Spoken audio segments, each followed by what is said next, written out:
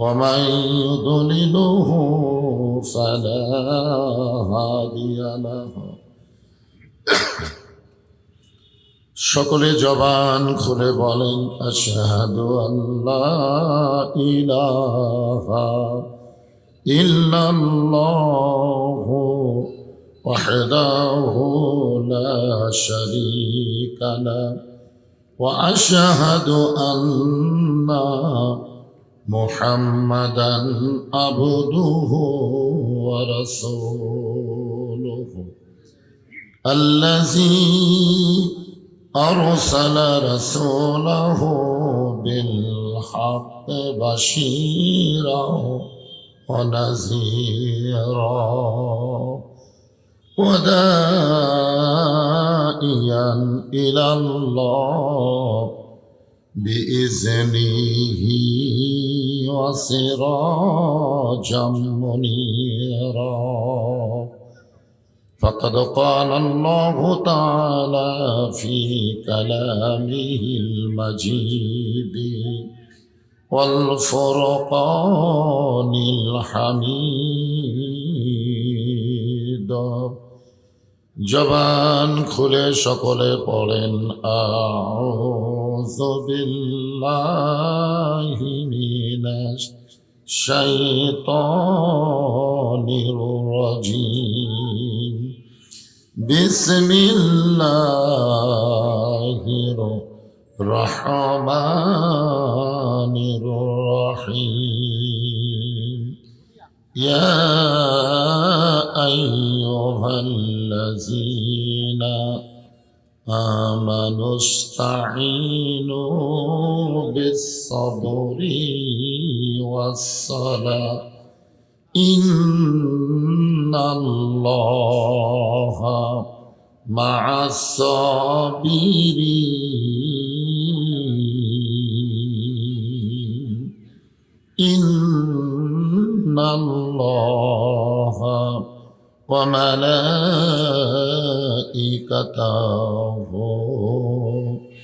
ইউসাল্লুনা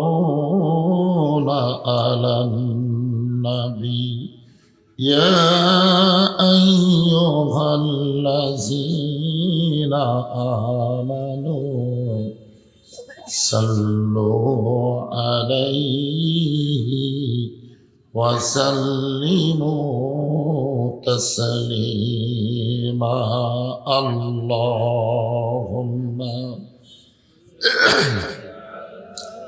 سيدنا مولانا محمد وعلى علي سيدنا شفيعنا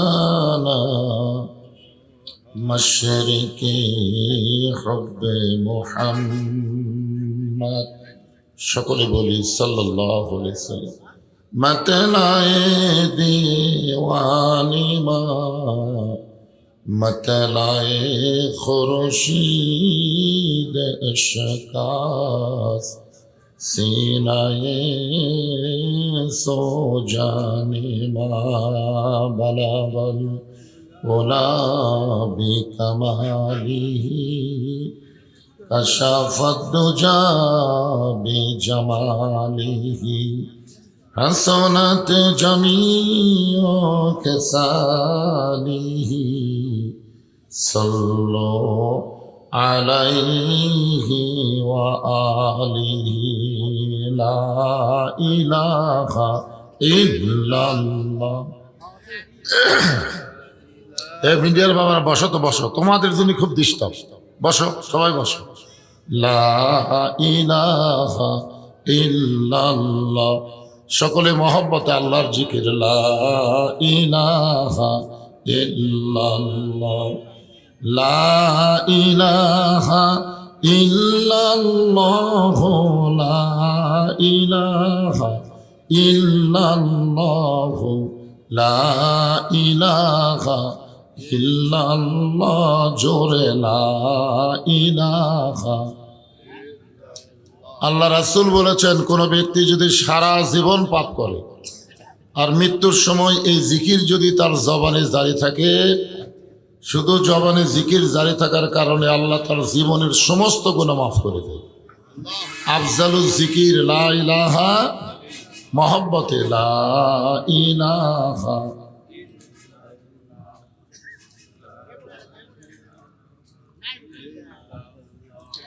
লা ইলাহা ইল্লাল্লাহু, লা ইলাহা ইল্লাল্লাহু, লা ইলাহা ইল্লাল্লাহ, জোরে লা ইলাহা। যারা দাঁড়িয়ে আছেন বসেন, দাঁড়িয়ে থাকা কেমন লাগে? বসেন, সবাই বসেন, আল্লাহর রাস্তে বসেন। বসার জায়গা যতক্ষণ আছে বসেন, কিছুক্ষণ পরে তো আর জায়গায় থাকবে না। বসেন সবাই, আল্লাহর রাস্তে বসেন আর জিকির করেন লা ইলাহা। যার দিলে আছে আমার আল্লাহর ভয়, কার ভয়? যার মনে আছে আল্লাহর ভয়। আল্লাহ আল্লাহ সব সময়, আহার নিদ্রাম ভালো লাগে না এই দুনিয়া, ভালো লাগে না, ভালো লাগে শুধু আল্লাহ। লা ইলাহা, লা ইলাহা ইল্লাল্লাহু মুহাম্মাদুর রাসূলুল্লাহ। রাসূলের মহব্বতে সকলে বলি সাল্লাল্লাহু আলাইহি ওয়াসাল্লাম। শাকপালা উত্তরপাড়া বাইতুল মামুর জামে মসজিদ কমিটি কর্তৃক আয়োজিত আজকের এই তাফসীরুল কোরআন মাহফিলে আল্লাহ তাআলা যিনাকে সম্মানিত সভাপতির আসনে কবুল করেছেন, আলহাজ মাওলানা মোহাম্মদ আবু বকর সিদ্দিক, আজকের এই মাহফিলের সম্মানিত সভাপতিকে অন্তরের অন্তঃস্থল থেকে আমি শুভেচ্ছা জ্ঞাপন করছি। সম্মানিত সহসভাপতি আলহাজ মাওলানা ফজলে রাব্বি তোহা, সঞ্চালনায় আলহাজ হযরত মাওলানা আব্দুল জলিল সাহেব, আজকের এই মাহফিলের সম্মানিত প্রধান অতিথি জনাব মোহাম্মদ হেলালুজ্জামান তালুকদার লালু, সম্মানিত বরণ্য অতিথিবৃন্দ, সম্মানিত বিশেষ অতিথিবৃন্দ, সকলকেই অন্তরের অন্তঃস্থল থেকে আমি শুভেচ্ছা জ্ঞাপন করছি। আজকের এই মাহফিলের সম্মানিত ওলামায়ে কেরাম, আপনাদের মাঝে মাঝে যে সমস্ত আলেম ওলামা বসে আছেন, মঞ্চে আছেন, এবং আমার পরে আজকের এই মাহফিলের যেনারা কোরআন হাদিসের আলোকে অত্যন্ত গুরুত্বপূর্ণ আলোচনা করে শোনাবেন, আলহাজ হজরত মাওলানা আব্দুল বারী রশিদি সাহেব, আলহাজ মাওলানা মোহাম্মদ আব্দুল ওয়াহাব, হাফেজ মাওলানা শরীফুল ইসলাম, সকলকেই অন্তরের অন্তঃস্থল থেকে আমি শুভেচ্ছা জ্ঞাপন করছি। আজকের এই মাহফিলে আমার সামনে সন্ধ্যার সময়, অত্যন্ত গুরুত্বপূর্ণ সময়, বলেন সুবহানাল্লাহ। সকাল এবং সন্ধ্যা আল্লাহর কাছে অত্যন্ত গুরুত্বপূর্ণ একটা সময়। আল্লাহ কোরআনে এক জায়গায় বলেছেন, ইয়া আইয়ুহাল্লাযীনা আমানু যকুরুল্লাহা যিকরান কাসীরা ওয়া সাব্বিহুহু বুকরাতাও ওয়া আসীলা। সকাল এবং সন্ধ্যা আল্লাহর কাছে অত্যন্ত পছন্দনীয় একটা সময়। সেই সন্ধ্যার সময় আমার সামনে আজকের এই তাফসীরুল কোরআন মাহফিলের জান্নাতের টুকরার ভিতরে আল্লাহ যেনাদেরকে কবুল করেছেন, যখন বললাম কবুল করেছেন, আপনাদের কিছু বলা দরকার ছিল। কারণ কখনোই মনে করবেন না যে আপনি নিজের ইচ্ছায় এখানে এসেছেন। আল্লাহ যদি না চাইতো আমরা এখানে কেউ আসতে পারতাম না। যে আল্লাহ দয়া করে, রহম করে আজকের এই জান্নাতের বাগানে আমার সামনে আপনাদের কবুল করেছেন, আমি আমার অন্তরের অন্তঃস্থল থেকে আপনাদের সবাইকে শুভেচ্ছা জ্ঞাপন করছি। সম্মানিত মা বোনেরা, পর্দার অন্তরালে বসে বসে যারা আলোচনা শুনতেছেন তাদেরকে শ্রদ্ধা জ্ঞাপন করে এই মুহূর্তে জানতে চাচ্ছি আপনারা সকলে কেমন আছেন? আলহামদুলিল্লাহ রাব্বিল আলামিন। জি আলহামদুলিল্লাহ। যে আল্লাহ শারীরিক সুস্থতা, মানসিক প্রশান্তি দান করে, আজকের এই জান্নাতের টুকরার মধ্যে আমাদের কবুল করলেন, আমরা সে আল্লাহর উপরে খুশি হয়েছি না বেজার? তাহলে জবান খুলে সমস্বরে সকলে বলবো, রব্বানা লাকাল হামদ হামদান কাসীরান তাইয়িবান মুবারাকান ফীহি। আমরা ভাগ্যগুণী এমন একজন আল্লাহ পেয়েছি যে আল্লাহ নিজেই বলেছেন, আল্লাহু লা ইলাহা ইল্লা হুয়াল হাইয়ুল কাইয়ুম। এটা আমাদের ভাগ্যের ব্যাপার, আমরা আল্লাহ পেয়েছি, বলেন সুবহানাল্লাহ। আল্লাহ যদি দুনিয়াতে আমাদেরকে হিন্দুর ঘরে পাঠাতো, বৌদ্ধ ইহুদি খ্রিস্টানদের ঘরে পাঠাতো, তাহলে কিন্তু আমরা আল্লাহ পেতাম না, ভগবান পেতাম, গড পেতাম, ঈশ্বর পেতাম। কিন্তু মুসলমানের ঘরে আল্লাহ আমাদের কবুল করার কারণেই জন্মসূত্রে আমরা আল্লাহ পেয়েছি, বলেন সুবহানাল্লাহ। এখান থেকে প্রমাণ হয়ে গেল আল্লাহ তাআলা আমাদের পক্ষে রয়েছেন। এই দুনিয়াতে আসার আগে আমরা আর একটা জগতে ছিলাম, যেই জগৎকে বলা হয় রুহের জগৎ। এই রুহের জগতে আল্লাহ তাআলা আমাদের রুহগুলোকে অত্যন্ত পছন্দ করে দুনিয়ার জগতে মুসলমানের ঘরে কবুল করে আল্লাহ ঘোষণা করেছেন, ওমা ইয়াবতাগি গায়রাল ইসলামি দীনান ফালা ইউকবালা মিনহু। ইসলাম ছাড়া অন্য কোনো জীবন ব্যবস্থা কেউ যদি গ্রহণ করে, আল্লাহ বলেছেন কখনোই তা কবুল করা হবে না। আল্লাহর কাছে একমাত্র কবুলযোগ্য জীবন ব্যবস্থা ধর্মের নাম কি? ইন্না দীনা ইনদাল্লাহিল ইসলাম। আল্লাহ সেই ইসলামের ভিতরে মুসলমান হিসেবে আমাদেরকে কবুল করাতে খুশি না বেজার? তাহলে জবান খুলে আর একবার বলি আলহামদুলিল্লাহ। এই মাসটা হলো রজব মাস, জোরে বলেন কি মাস? এই মাসে আল্লাহ তাআলা আমাদের নবীকে আরশে নিয়ে গেছিলেন। আরশে আল্লাহ তাআলা নবীর সঙ্গে সাক্ষাৎ করেছেন, যাকে আমরা বলি মেরাজ। যাকে কি বলি? মেরাজ বলি। সেই লাইলাতুল মিরাজে আল্লাহ তাআলা আমাদের নবীকে এক সময় জান্নাত দেখার জন্য তৌফিক দিয়েছেন, বলেন সুবহানাল্লাহ। জীবিত অবস্থায় জান্নাত দেখেছেন কেবলমাত্র আমাদের নবী, জোরে কোন সুবহানাল্লাহ। আমরাও জান্নাতে যাব কখন? জীবিত অবস্থায় না মরার পরে? আমরা মরার পরে জান্নাতে যাব। আর আল্লাহ তাআলা আমাদের নবীকে জান্নাত দেখাইছেন জীবিত অবস্থায়। আল্লাহ রাসূল যখন জান্নাতের মধ্যে প্রবেশ করলেন, ওই সময় নবীর সঙ্গে একজন ফেরেশতা ছিল, নাম হলো জিবরাইল। জোরে বলেন নাম কি? আর আমাদের সঙ্গে সব সময় দুইজন ফেরেশতা থাকে, সব সময়।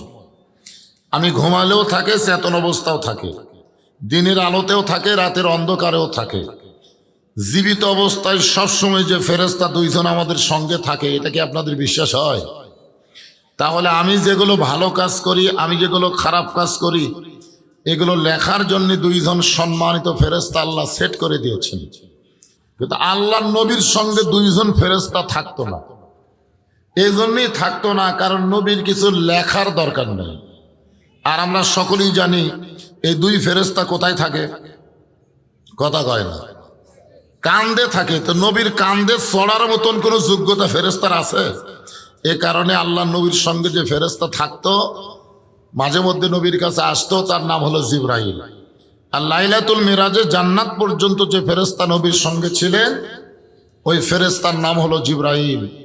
জিবরাইল বললেন, ইয়া রাসূলুল্লাহ, আপনি যদি জান্নাত থেকে বের না হন, আল্লাহ আপনাকে জান্নাত থেকে বের করে দিবে না। কারণ জান্নাতের একটা শর্ত আছে, আছে না নাই? শর্তটা কি? ঢুকলে বারান লাগবে? আল্লাহ কোরআনে বলেন, সালামুন আলাইকুম তিবতুম ফাদখুলুহা খালিদিন। খালিদিন শব্দের অর্থ হলো চিরস্থায়ী। কেউ যদি একবার জান্নাতে প্রবেশ করে, আল্লাহ তাকে চিরস্থায়ীভাবে জান্নাত দিয়ে দেয়। তা আপনি যদি জান্নাত থেকে বের না হন, আল্লাহ আপনাকে জান্নাত থেকে বের করে দিবে না। জিবরাইল বলতেছেন, আপনাকে জান্নাত থেকে বের হয়ে দুনিয়াতে না যাওয়াই ভালো। কারণ যেই বছর রাসূল মেরাজ করেছেন এই রজব মাসে, আপনারা বলেন তো সেই বছর রাসূলের জীবন কি শান্তির ছিল না কষ্টের ছিল? জানেন আপনারা? সেই বছর রাসূলের জীবনে বড় বড় তিনটা কষ্ট গেছে। এক নম্বর কষ্ট হলো নবীর চাচা আবু তালেব দুনিয়া থেকে বিদায় নিয়েছেন। অনেকে মনে করবেন চাচা মরলে ভ্যাস্তার কি, কারণ বাপের সাথে সবচাইতে বেশি গন্ডগোল কার হয়? কথা কয় না, কার হয়? এক হাত জায়গা নিয়ে দেখবেন বাপ চাচার মধ্যে গন্ডগোল। অনেক সময় আমরা কিন্তু বলি আল্লাহ চাচা মরাই ভালো, চাচা মরলে আর বাপের সাথে গন্ডগোল হবে না, ঠিক কিনা বলে? কিন্তু আল্লাহর নবীর চাচা বিদায় নেওয়ার কারণ, নবী এত কষ্ট পাওয়ার পিছনে কারণ হলো নবী নিজেই বলেছেন মায়ের পেটে থাকা অবস্থায় আমি এতিম ছিলাম, কিন্তু দুনিয়াতে আসার পর আমি এতিম ছিলাম না। সাহাবেরা জিজ্ঞাসা করলেন, এ রাসূলুল্লাহ, দুনিয়াতে আসার পরে আপনি এতিম ছিলেন না, এটা কেমন কথা? আল্লাহর নবী বললেন, ভাগ্য গুণে আমি এমন একটা চাচা পাইছিলাম যেই চাচা আমাকে বাবার চাইতেও বেশি দয়া করছে। জোরে কোন সুবহানাল্লাহ। আমার যে বাবা নাই এটা আমি কোনোদিন বুঝতেই পারিনি। এখন বলেন সেই চাচা মরলে ভাস্তার কষ্ট হবে কি হবে না? চাচা দুনিয়া থেকে বিদায় নেওয়ার কিছুদিন পরেই আল্লাহর নবীর দরদের বিবি খাদিজাতুল কুবরা দুনিয়া থেকে বিদায় নিলেন। এই একই বছরে, যে বছর চাচা গেলেন ওই বছরই দরদের বিবি খাদিজা দুনিয়া থেকে বিদায় নিলেন। আপনারা সকলেই জানেন, যতদিন মা খাদিজা নবীর সঙ্গে স্ত্রী ছিলেন, জীবিত অবস্থায় রাসূল খাদিজা থাকা অবস্থায় আর কোনো বিবাহ করেননি। মানে খাদিজার মহব্বতে নবী এবং নবীর মহব্বতে খাদিজা, যাকে বলা হয় দরদের বিবি। জোরে কোন সুবহানাল্লাহ। এই মা খাদিজা দুনিয়া থেকে বিদায় নেওয়ার পরে আল্লাহ রাসূল তায়েফের ময়দানে গেলেন। তায়েফবাসীরা নবীকে এত কষ্ট দিল যে কষ্টে আল্লাহ নবীর দেহ থেকে রক্ত পর্যন্ত ঝরল। এখন বলেন কষ্ট কয়টা গেল? তিনটা কষ্ট। চাচা মারা, দরদের বিবি খাদিজা বিদায় নেওয়া, তায়েফের ময়দানে পাথর খাওয়া। এখন বলেন এত কষ্টের পরে নবীকে আল্লাহ তাআলা আরশে নিয়ে গেলেন, এটা কি শান্তি নয়? এটা কি সুখ না? এটা কি খুশির খবর না? আমাদের বাংলাদেশে আমরা দীর্ঘদিন বহু কষ্ট করেছি, ঠিক কিনা বলেন? বহু কষ্ট। কষ্টের পরে আগামীতে একটা শান্তি সুখ আসার সম্ভাবনা আছে। আপনাদের কি মনে হয়? বুঝবার পারতেছেন না? গোটা বাংলাদেশ ওয়াজ করার পরে এতটুকু আল্লাহ পাক আমাকে দেখাইতেছে আর কি, আমি দেখতে পাচ্ছি মানুষ আর কষ্টে থাকতে চায় না। মানুষের তৈরি আইনের মধ্যে মানুষ আর থাকতে চায় না। আগামীতে আল্লাহর কোরআন দিয়ে বাংলাদেশ চলবে, এ দৃশ্য বাংলার মুসলমান দেখবার চায়। ধরে কোন কথা ঠিক কিনা? তবে আমার বিশ্বাস কষ্টের পরে শান্তি আছে না নাই? হয়তো আল্লাহ সেই শান্তি আমাদেরকে দিতে পারেন। তো আল্লাহর নবীকে জিবরাইল বললেন, হুজুর দুনিয়াতে গিয়ে খালি কষ্টে হয়, এই জান্নাতের মধ্যে আপনি থাকেন, বার না হলে আল্লাহ বার করে দিবে না। ওই সময় আমাদের নবী শুধু নবী না, আমাদের নবী নেতা হয়ে বললেন, জিবরাইল আমি নবী আমার জন্যে না, আমি নবী হলাম আমার উম্মতের জন্যে। জোরে কোন সুবহানাল্লাহ।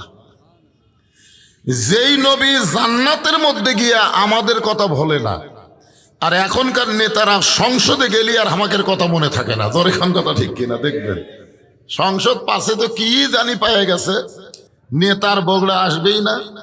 মাঝে মধ্যে নেতা বগড়ায় বেড়াবার আসবে, এসে চামচা এমনভাবে নেতাকে ঘিরে ধরবে, একটা ভোটারেরাও নেতার কাছে যাবার পারবে না। জোরে কোন কথা ঠিক কিনা?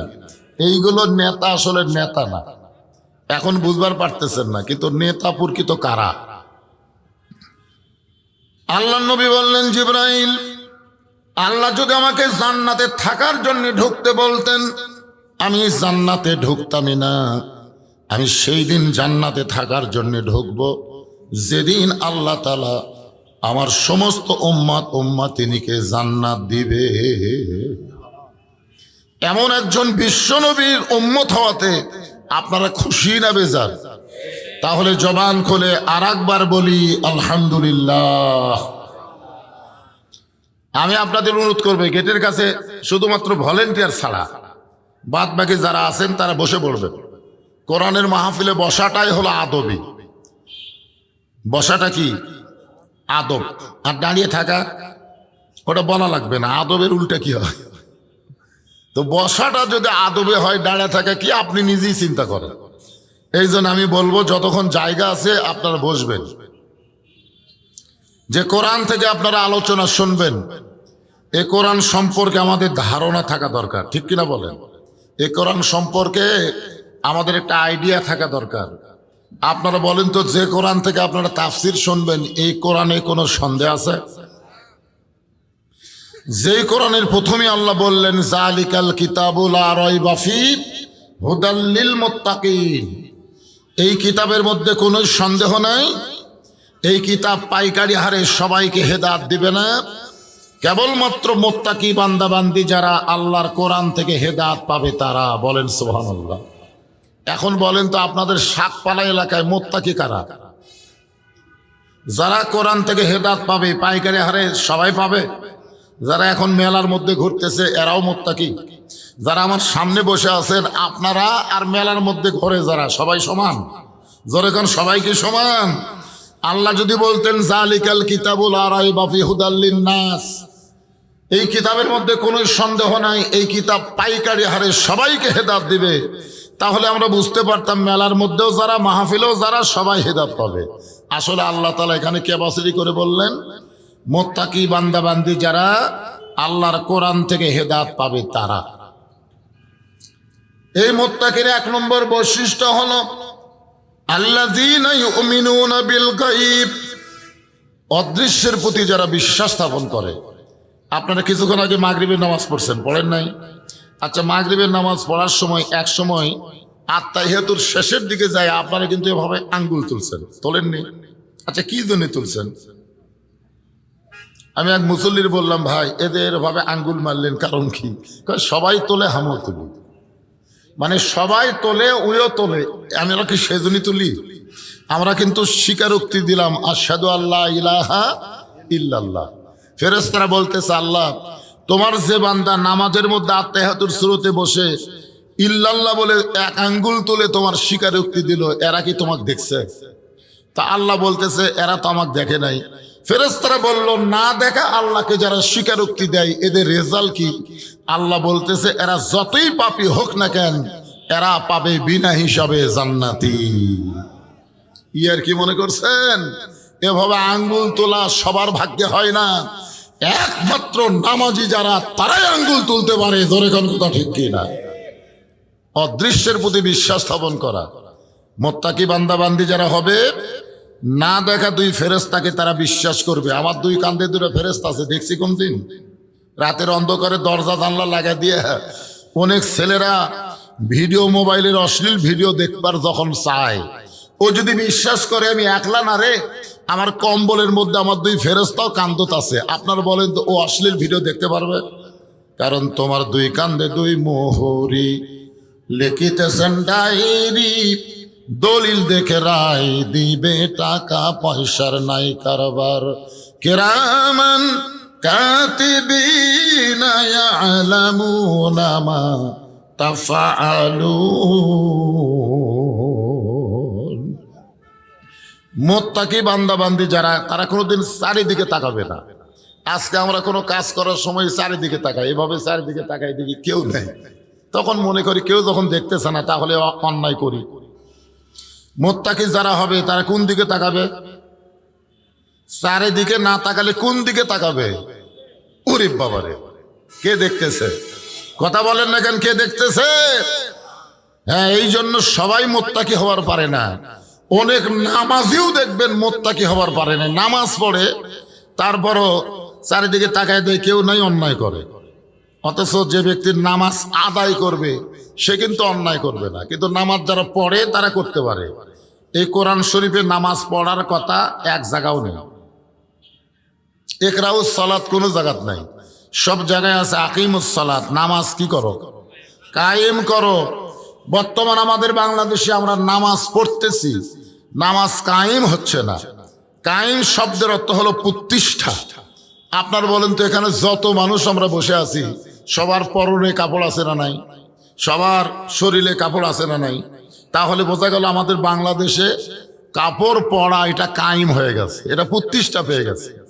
এখন যদি কোনো উলঙ্গ মানুষ আপনাদের কাছে এসে বসবার চায়, ন্যাংটা মানুষ, আপনারা কে কাছে বসাবেন? বসাবেন? বরং সবাই ন্যাংটাকে তাড়া দিবেন, না হয় জোর করে তাকে কাপড় পরাবেন, যে কোনো একটা করবেন, হয় তাড়ায় দিবেন না হয় কাপড় পরাবেন। তাহলে বোঝা গেল যেখানে কাপড় পরা প্রতিষ্ঠা হয়ে গেছে, কায়েম হয়ে গেছে, এই জায়গায় ন্যাংটা মানুষকে যেমন মনে হয়, যেদিন বাংলাদেশে নামাজ কায়েম হবে সেদিন বেনামাজিকে ন্যাংটার মতন মনে হবে। জোরে কোন কথা ঠিক কি না? হয় তাকে সমাজ থেকে তাড়ায় দিবেন, না হয় তাকে যেভাবেই হোক নামাজ আদায় করার ব্যবস্থা করাবেন। জোরে কোন কথা ঠিক কি না? এখন আপনারা বলেন তো, আমাদের বাংলাদেশে কি নামাজ কায়েম হয়েছে? তো নামাজ কায়েম কি দেওয়া হবে? আমার ওয়াজ দেওয়া হবে? আমি কি 2-4 বছর হলো ওয়াজ করতেছি? আমার এমন কোনো ওয়াজ নাই যে ওয়াজ আমি নামাজের ওয়াজ করি নাই। আপনারা ইউটিউবে খুঁজে দেখেন, আমার এমন একটা ওয়াজ পাবেন না যে ওয়াজে নামাজের 2-4 মিনিট আমি ওয়াজ করিনি। কিন্তু আমি ওয়াজ করে দেখতেছি, কাম তো হচ্ছে না। তার মানে বোঝা গেল আমাদের বাংলাদেশে নামাজ কায়েম করতে গেলে ওয়াজ দেওয়া হবে না। নামাজ কায়েমের সিস্টেম, নামাজ কায়েমের পরিবেশ, নামাজ কায়েমের সমাজ, নামাজ কায়েমের রাষ্ট্র তৈরি করা লাগবে। জোরে কোন কথা ঠিক কি না? এই রাষ্ট্র তৈরি করতে হবে কিভাবে? এই বিধানকে আল্লাহর কোরআনে আছে না নাই? জোরে আছে না নাই? যেই কোরআন সম্পর্কে আল্লাহ বললেন, অনুনাজ্জিলু মিনাল কুরআনি মা হুয়া শিফাউ ওয়া রাহমাতুল লিল মুমিনিন।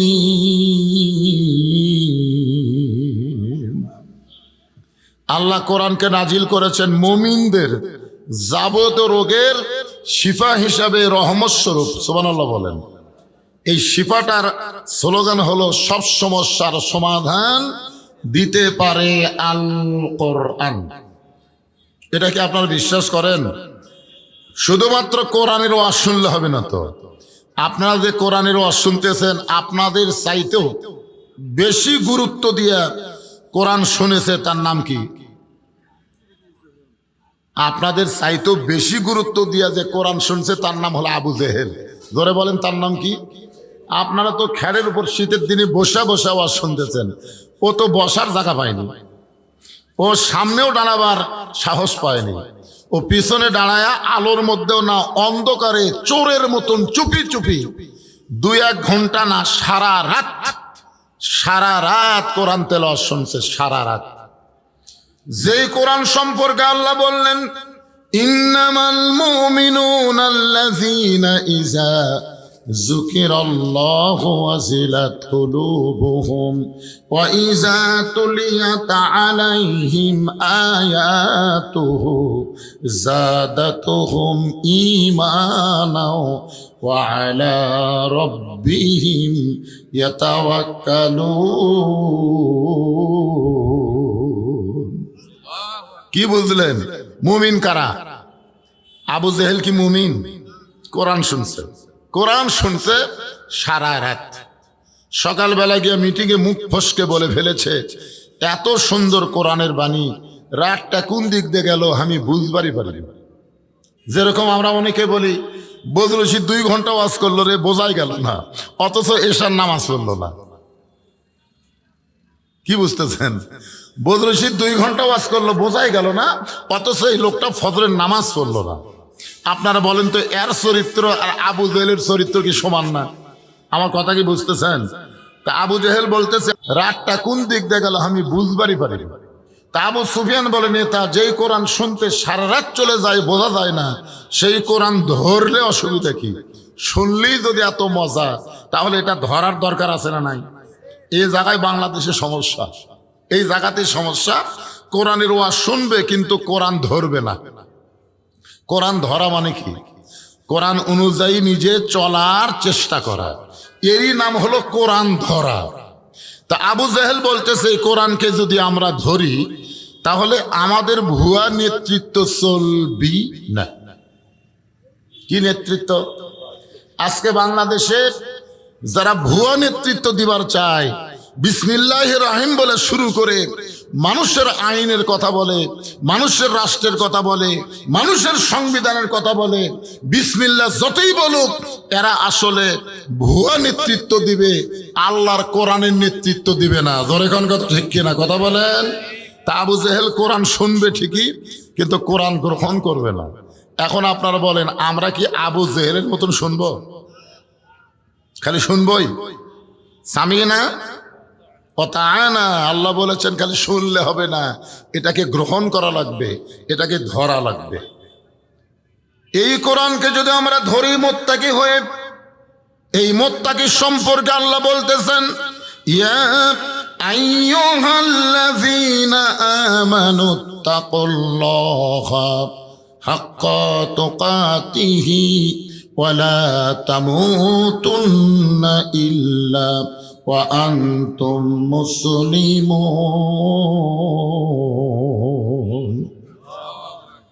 এই মুত্তাকির ব্যাখ্যা করতে গিয়ে আল্লাহ এখানে বলতেছেন যে হুদাল্লিল মুত্তাকিন, কোরআন থেকে হেদায়েত নিতে গেলে কি হওয়া লাগবে? মুত্তাকি হওয়া লাগবে। এই মুত্তাকির একটা ব্যাখ্যা হচ্ছে যারা আমাকে বিশ্বাস স্থাপন করেছে। আল্লাহ বলতেছেন যারা আমাকে বিশ্বাস স্থাপন করেছ তোমাদের এক নম্বর কাজ হচ্ছে আত্তাকুল্লাহ, ভয় করতে হবে। কাকে? তো আল্লাহকে আমরা বর্তমানে ভয় করতেছি ঠিকই, কিন্তু জাগা মতো করতেছি না। আল্লাহর ভয় কি মাঝে মাঝে না সব সময়? তো আপনি মসজিদের মধ্যে কার ভয়? কথা কয় না। তো বগুড়ার বড় মসজিদ বা বাইতুর রহমান মসজিদে আপনি যখন জোহরের নামাজ আদায় করবেন, জোহরের নামাজ, কোন নামাজ? নিয়ত করেছেন আল্লাহর ভয়ে সোয়াবের আশায় সামনে কাতারে নামাজ পড়বো। কার ভয়ে? আল্লাহর ভয়ে সোয়াবের আশায় সামনে কাতারে নামাজ পড়লে সোয়াব কম না বেশি? কিন্তু দরজাত গিয়া আপনি পায়ের দিকে তাকায় দেখলেন ৩,০০০ টাকার জুতা। মসজিদের দরজাত গিয়ে আপনি পায়ের দিকে খেয়াল করে দেখেন আপনার জুতার দাম কত? ৩,০০০ টাকা। মনে করেন ৩,০০০ টাকার জুতা। এখন আপনি বলেন তো আল্লাহর ভয়ে জুতার দরজাত রেখে আপনি কি সামনে কাতারে বর্তমান পরিবেশে যাবার পারবেন? যে পরিবেশ বর্তমানে চলতেছে এই পরিবেশে আল্লাহর ভয়ে জুতার দরজাত থুইয়া এই মাইকের সাউন্ড এরকম খারাপ করে দিলা কেন?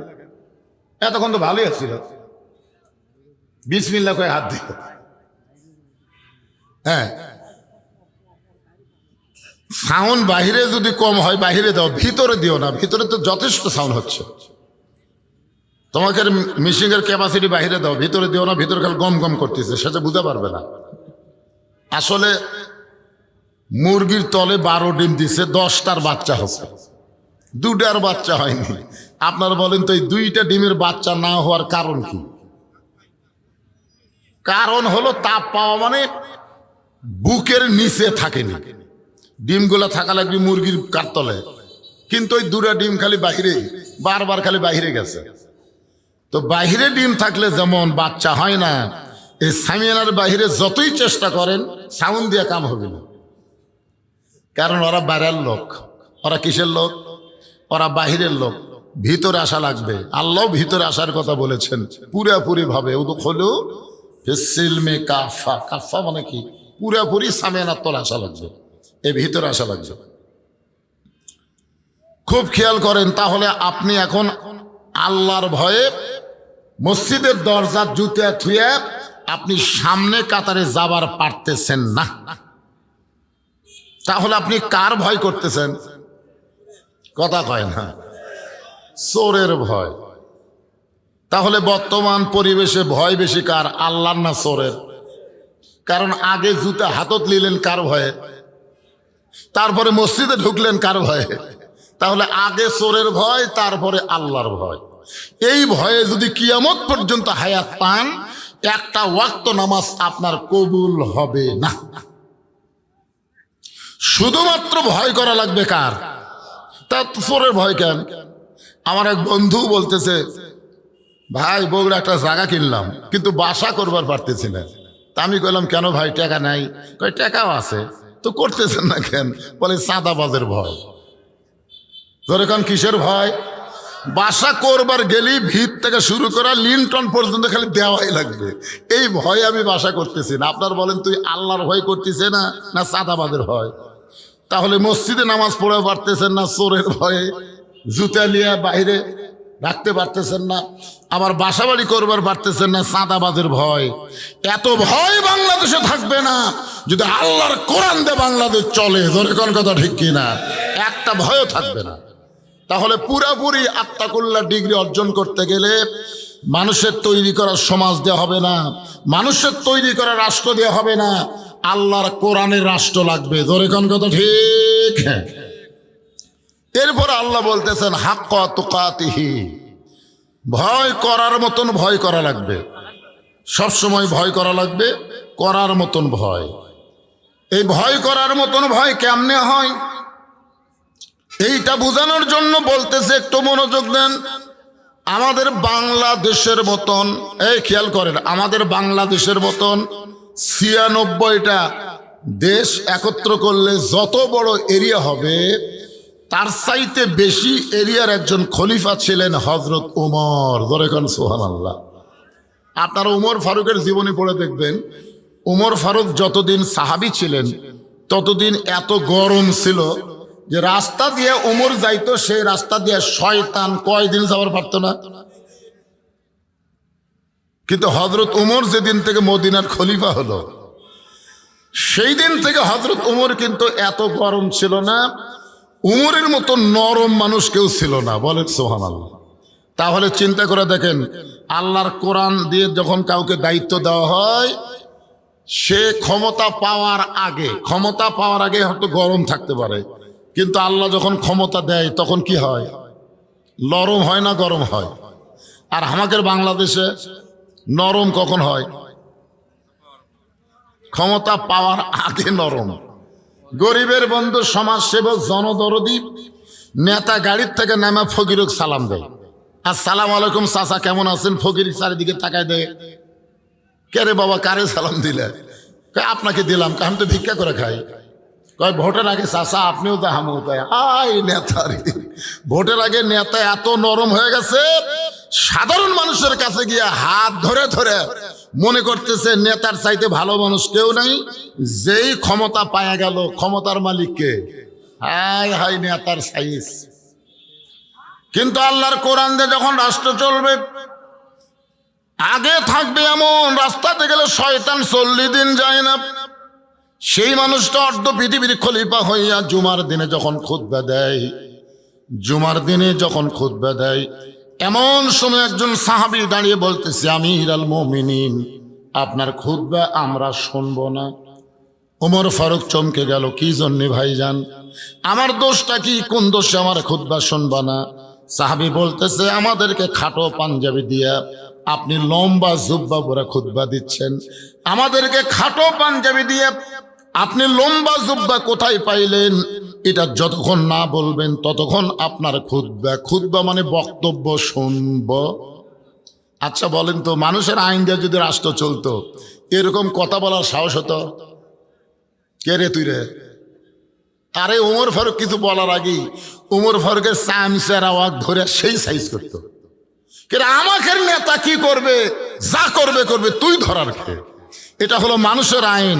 আর আল্লাহর আইন যখন চালু হবে, মসজিদের মধ্যে কার আইন চলে? ইমাম যদি 4 রাকাত নামাজে 3 রাকাতে বসে, ইমাম যদি দাওরা পাস হয়, ডবল টাইটেল পাস হয়, কিন্তু অটো ভ্যান চালক চিন্তা করবে আসরের নামাজ তো 4 রাকাত, 2 বৈঠক, 2 রাকাত আর 4 রাকাত, ইমাম যে 3 রাকাতে বসলো, অটো ভ্যান চালক আল্লাহু আকবার বলছে, আল্লাহু আকবার, কি সাহস! ইমাম ভুল করছে, ভ্যান চালক লোকমা দিছে, ইমাম মনে মনে বলতেছে 41 সালের আগে আমি উঠবো না। এই মনে করে ইমাম যদি বসায় থাকে, স্বৈরাচারী হয়ে বসে থাকে, আপনার বলেন তো মসজিদের মুসল্লি ভ্যানালার পক্ষে যাবে না নেতার পক্ষে যাবে? কারণ ভ্যানালা যেটা বলছে এটাই ঠিক, ইমাম যেটা করতেছে এটা ব্যাঠিক। আল্লাহর ঘরের মধ্যে ঢুকে নবীর তরিকা মোতাবেক নামাজ পড়াবার পারলে তুই ইমাম, যদি পড়াবার না পারিস তোকে পরিবর্তন করে আর একটা নেতা বানাবো। কারণ মসজিদে কোনো মানুষের আইন চলে না, মসজিদে আইন চলে কার? আরো জোরে বলেন। আচ্ছা, আমাদের বাংলাদেশে মসজিদে আল্লাহর আইন চলে, সমাজে চলে না কেন? এই না চলার পিছনে কারণ কি আপনারা জানেন? কারণ হলো, আওয়ামী লীগকে যদি জিজ্ঞাসা করেন মসজিদ কার ঘর, বলবে আল্লাহ। বিএনপিকে জিজ্ঞাসা করেন মসজিদ কার ঘর, কয় আল্লাহ। জামাত ইসলামকে জিজ্ঞাসা করেন মসজিদ কার ঘর? আল্লাহর। যে দলই করুক না কেন, যদি মসজিদ ব্যাপারে বলেন কার, সবাই বলবে আল্লাহ। বাংলাদেশের সমস্ত দলের মানুষ মসজিদ আল্লাহর ঘর বিশ্বাস করছে, কিন্তু গোটা বাংলাদেশও যে আল্লাহর এই বিশ্বাস এখনো করেনি। ধরে এখন কথা ঠিক কিনা? আপনারা বলেন তো মসজিদ কার? দেশ কার? পৃথিবী কার? খালি মুখ দিয়ে ধারাপথের মতন আল্লাহর আল্লাহ ঠিকই, কিন্তু মসজিদের মতো বিশ্বাস করেনি বলে মসজিদে কোনো রাজনীতি চলে না। সব দলের মুসলমান এক কাতারে নামাজ পড়ে। ধরে কোন কথা ঠিক কিনা? কারণ আল্লাহর ঘরের মধ্যে দলাদলি চলবে না, আল্লাহর ঘরের মধ্যে আগে পাঠ চলবে না, কাতার সোজা করা লাগবে। তো আল্লাহর ঘরের মধ্যে বিশ্বাস করলেন, বাহিরে বিশ্বাস করতেছি না।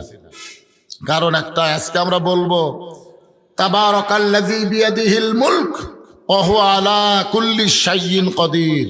গোটা পৃথিবীর রাজত্ব, কর্তৃত্ব, মালিকানা একমাত্র কার হাতে? সমস্ত ক্ষমতার মালিক কে? না, আপনার খুব জোরে বললেন না। আমাদের 5 ফেরের 4 টালে গল্প হচ্ছে, বুঝলেন? যা আগে আওয়ামী লীগ ক্ষমতা ছিল, আগামীতে বিএনপি ক্ষমতাতে আসতেছে। আগে কে ছিল ক্ষমতা? আর আগামীতে বিএনপি আসতেছে। আমি এই কথা শুনে বললাম নাউজুবিল্লাহ, নাউজুবিল্লাহ, নাউজুবিল্লাহ। আমার এই নাউজুবিল্লাহ শুনে 3-4 জন বলছে যে হুজুর আপনি কি বিশ্বাস করেন না? আমি বললাম না। বিশ্বাস করেন না? কারণ আওয়ামী লীগও ক্ষমতা ছিল না, বিএনপিও ক্ষমতা আসবে না, সব সময় ক্ষমতায় থাকবেন আমার আল্লাহ। ধরে খান কথা ঠিক কিনা? আপনার বলেন তো, আওয়ামী লীগ ক্ষমতা ছিল, যদি আওয়ামী লীগ ক্ষমতা থাকে তাহলে 24 সালের 5ই আগস্ট খবর কি? কথা কয় না, কি খবর? তাহলে বিএনপিও ক্ষমতা আসতেছে না। আল্লাহ ইচ্ছা করলে কাউকে ক্ষমতা দেয় পরীক্ষা করার জন্য, লিয়াবলুয়াকুম আইয়ুকুম আহসানু আমালা। তোমাদেরকে পরীক্ষা করা হবে সুন্দর আমলের জন্য। ব্যবসায়ী হবা, অপমান করে ন্যাংটা করে ক্ষমতার থেকে নামায় দেওয়া হবে। জোরে কোন কথা ঠিক কিনা? তাহলে সবসময় যিনি ক্ষমতায় তিনি কে? ওয়া হুয়া আলা কুল্লি শাইইন কদির। প্রত্যেকটা বিষয়ের উপরে একমাত্র ক্ষমতা কার? এই কথা বলার সময় যারা জবান খুললেন না, সমস্ত বিষয়ের উপরে ক্ষমতা কার, এই কথাটাও আপনি জবান খুলে বললেন না। বিশ্বাস করেন, আপনি লেখা রাখেন মরার 2 দিন আগে আল্লাহ আপনার জবান বন্ধ করে দিবে। 2 দিন আগে থেকে আপনি কেন ও করবেন আর কথা মুখ দিয়ে বাড়াবেন না। কি জন্য? এই কোরআনের হক কথাটা, সমস্ত ক্ষমতার মালিক আল্লাহ, এই কথা যখন আপনি বলবেন না, মরার সময় আপনার মুখে আল্লাহ আল্লাহ উচ্চারণ আল্লাহই করতে দিবে না, আল্লাহই করতে দিবে না। কারণ মুনাফিকের মুখে কোনোদিন ঈমানের কলেমা মরার সময় উচ্চারণ হবে না। জোরে কোন কথা ঠিক কি না? এই জন্য এখন থেকে চর্চা করার দরকার আছে না নাই? সমস্ত ক্ষমতার মালিককে আরো জোরে, জোরসে বলুন মাশাআল্লাহ। এবার তো ঠিক হলো।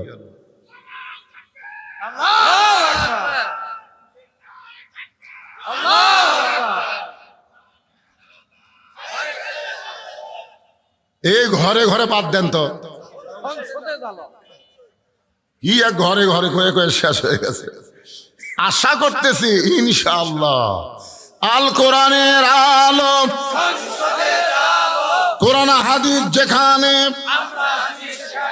দুনিয়ার মুসলমান লিল্লাহে তাকবীর। হ্যাঁ, একটু মনোযোগ দিয়ে শুনবেন। তো এখন উমর ফারুকের চোখ দিয়ে পানি পড়তেছে কার ভয়ে? আরো জোরে। পাঞ্জাবি লম্বা, হায় হায়। হাক্কা তুকাতিহির ব্যাখ্যা করতে গিয়ে বলতেছে একটু মনোযোগ দেবেন। এমন সময় আব্দুল্লাহ ইবনে ওমর, ওমর ফারুকের সন্তান, যোগ্য সন্তান, 30 পারা কোরআনের হাফেজ। সুবহানাল্লাহ কোন না কেন? হাদিসের হাফেজ। শুধু 30 পারা কোরআনের হাফেজ না, হাদিসের হাফেজ। চিন্তা করে দেখেন নেতার বেটার যোগ্যতা কেমন হওয়া দরকার। আল্লাহর কোরআন দিয়ে যখন বাংলাদেশ চলবে, তখন নেতার বেটারা যতই শিক্ষা গ্রহণ করুক, আল্লাহর কোরআনের শিক্ষা তাদের জন্য বাধ্যতামূলক হবে। জোরে কোন কথা ঠিক কিনা? আল্লাহর কোরআন দিয়ে যখন বাংলাদেশ চলবে, তখন তিনি শিক্ষামন্ত্রী হবার পারবেন না।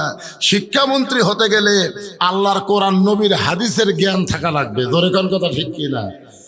৯৫% মুসলমানের দেশে তখন ঘোষণা হবে খায়রুকুম মান তাআল্লামাল কুরআন ওয়া আল্লামাহ। ওই ব্যক্তি হলো পৃথিবীর সবচাইতে দামি সম্মানী, যে আল্লাহর কোরআন শিখেছে এবং অপরকে কোরআনের শিক্ষা দেয়। তখন আগডম বাগডম ঘোরানোর সাথে ঢাক ঢোলক ঝাঁঝর বাজে, এই মিথ্যা শিক্ষা বাতিল হয়ে যাবে। মুসলমানের দেশে আল্লাহর কোরআন নবীর সুন্নাহ মোতাবেক শিক্ষা চালু হবে। জোরে কোন কথা ঠিক কিনা? এখন তো যা ইচ্ছা তাই চলতেছে। আমাদের ছোট ছোট বাচ্চাদেরকে পবিত্র হওয়ার জন্যে শুরুতে কোন শিক্ষা দেওয়া দরকার? পবিত্রতা শিক্ষা দেওয়া লাগবে না? একটা মাদ্রাসায় গিয়ে দেখবেন একটা বাচ্চা পেশাব করে কি করতেছে, আর একটা প্রাইমারি যা দেখবেন তুমি কি করতেছে, দেখবেন তো। মাদ্রাসার বাচ্চা পেশাব করে পানি খরচ করতেছে, ওযু করতেছে, কারণ কি? লা ইয়ামুসসুহু ইল্লাল মুতাহহারুন। ততক্ষণ পর্যন্ত এই কোরআন শরীফ স্পর্শই করা যাবে না যতক্ষণ পবিত্র না হবে। আর ক্লাস 2 এর ছাত্র কান্দের উপর ব্যাগ লিয়ে খাড়া হয়ে পেশাব করতেছে। কেরে বেটা বসে পেশাব কর, কেমনে পেশাব করা লাগে তোর স্যার শিখাইনি? ও তখন মুসকে হাসার বলে, চাচা প্রাইমারি পেশাবখানা যায় দেখি আমার স্যারই খাড়া হয়ে পেশাব কর, আর স্যারই খাড়া হয়ে মারে, তাহলে বসবে? এইরকম অপরিষ্কার অপবিত্রতার দিন শেষ করে আগামীতে পবিত্রতার দেশ বাংলাদেশ গড়ে তোলা লাগবে। জোরে কোন কথা ঠিক কিনা? মান সাআলাল্লাহু তাআলা আশ-শাহাদাতা বিসিদকিন বাল্লাগাহুল্লাহু মানাজিলাশ শাহাদা ওয়া ইম্মাতা আলা ফিরাশিহি। রাওয়াহুল বুখারী কিতাবুল মাগাজি। আল্লাহ রাসূল বলেন, কোরআনের বিজয়ের আন্দোলন করতে গিয়া কেউ যদি শাহাদাতের তামান্না নিয়ে অন্তর থেকে আল্লাহর কোরআনের কর্মী হয়ে যায়, ওই মাতা আলা ফিরাশিহি, সে যদি নিজের বিছনাতেও মৃত্যুবরণ করে, বাল্লাগাহুল্লাহু মানাজিলা শুহাদা, হাসরের ময়দানে আল্লাহ তাকে শহীদদের কাতারে দাঁড় করায় দেবে। তো তাহলে চেষ্টা করার দরকার আছে না নাই? জোরে করে আছে না নাই? হ্যাঁ, চেষ্টা করতে হবে ভাই দাঁড়ি। কারণ আমাদের বাংলাদেশে ওসমান হাদির নাম শোনেন আপনারা? আকাশেতে লক্ষ তারা, একটা চাঁদের আলো, হাজার কোটি মানুষের চাইতে একজন ওসমান হাদি ভালো। ওসমান হাদি কিন্তু মরে নাই। প্রত্যেকটা গ্রামে বাচ্চা জন্ম নিচ্ছে। মুসলমানের ছেলে জন্ম নেওয়ার সাথে সাথে কোন নাম ছেলের রাখবে? তারা কিন্তু অনেক ছেলের নাম ওসমান হাদি রাইকা দিছে। একটা ওসমান হাদি দুনিয়া থেকে চলে গেল, হাজার হাজার ওসমান হাদির জন্ম হচ্ছে। জোরে কোন কথা ঠিক কিনা? আপনার মনে করেন মরে গেছে, আসলে মরে নাই। আল্লাহ কোরআনে বলেছেন, ওয়ালা তাকুলু লিমান ইউকতালু ফি সাবিলিল্লাহি আমওয়াতুন বাল আহইয়াউ ওয়ালাকিন লা তাশউরুন। আব্দুল্লাহ ইবনে ওমর বাবার পাশে দাঁড়ায় বলতেছে, রে নবীর সাহাবীরা, আমার বাবার জুব্বা লম্বা দেখে বাবার খুতবা তোমরা বন্ধ করে দিলে, কিন্তু আমার দিকে তাকায় দেখো, আমার পরনে কোনো নতুন কাপড় নাই। তোমরা খাটো পাঞ্জাবি হলেও তো নতুন পোশাক পরেছ, কিন্তু আমার পরে নতুন কোনো কাপড় নাই। এমন সময় অর্থমন্ত্রী ওসমান গনি, ওমর ফারুক যখন মদিনার খলিফা ছিলেন, ওই সময় অর্থমন্ত্রী হলেন ওসমান গনি। সুবহানাল্লাহ কন না কেন?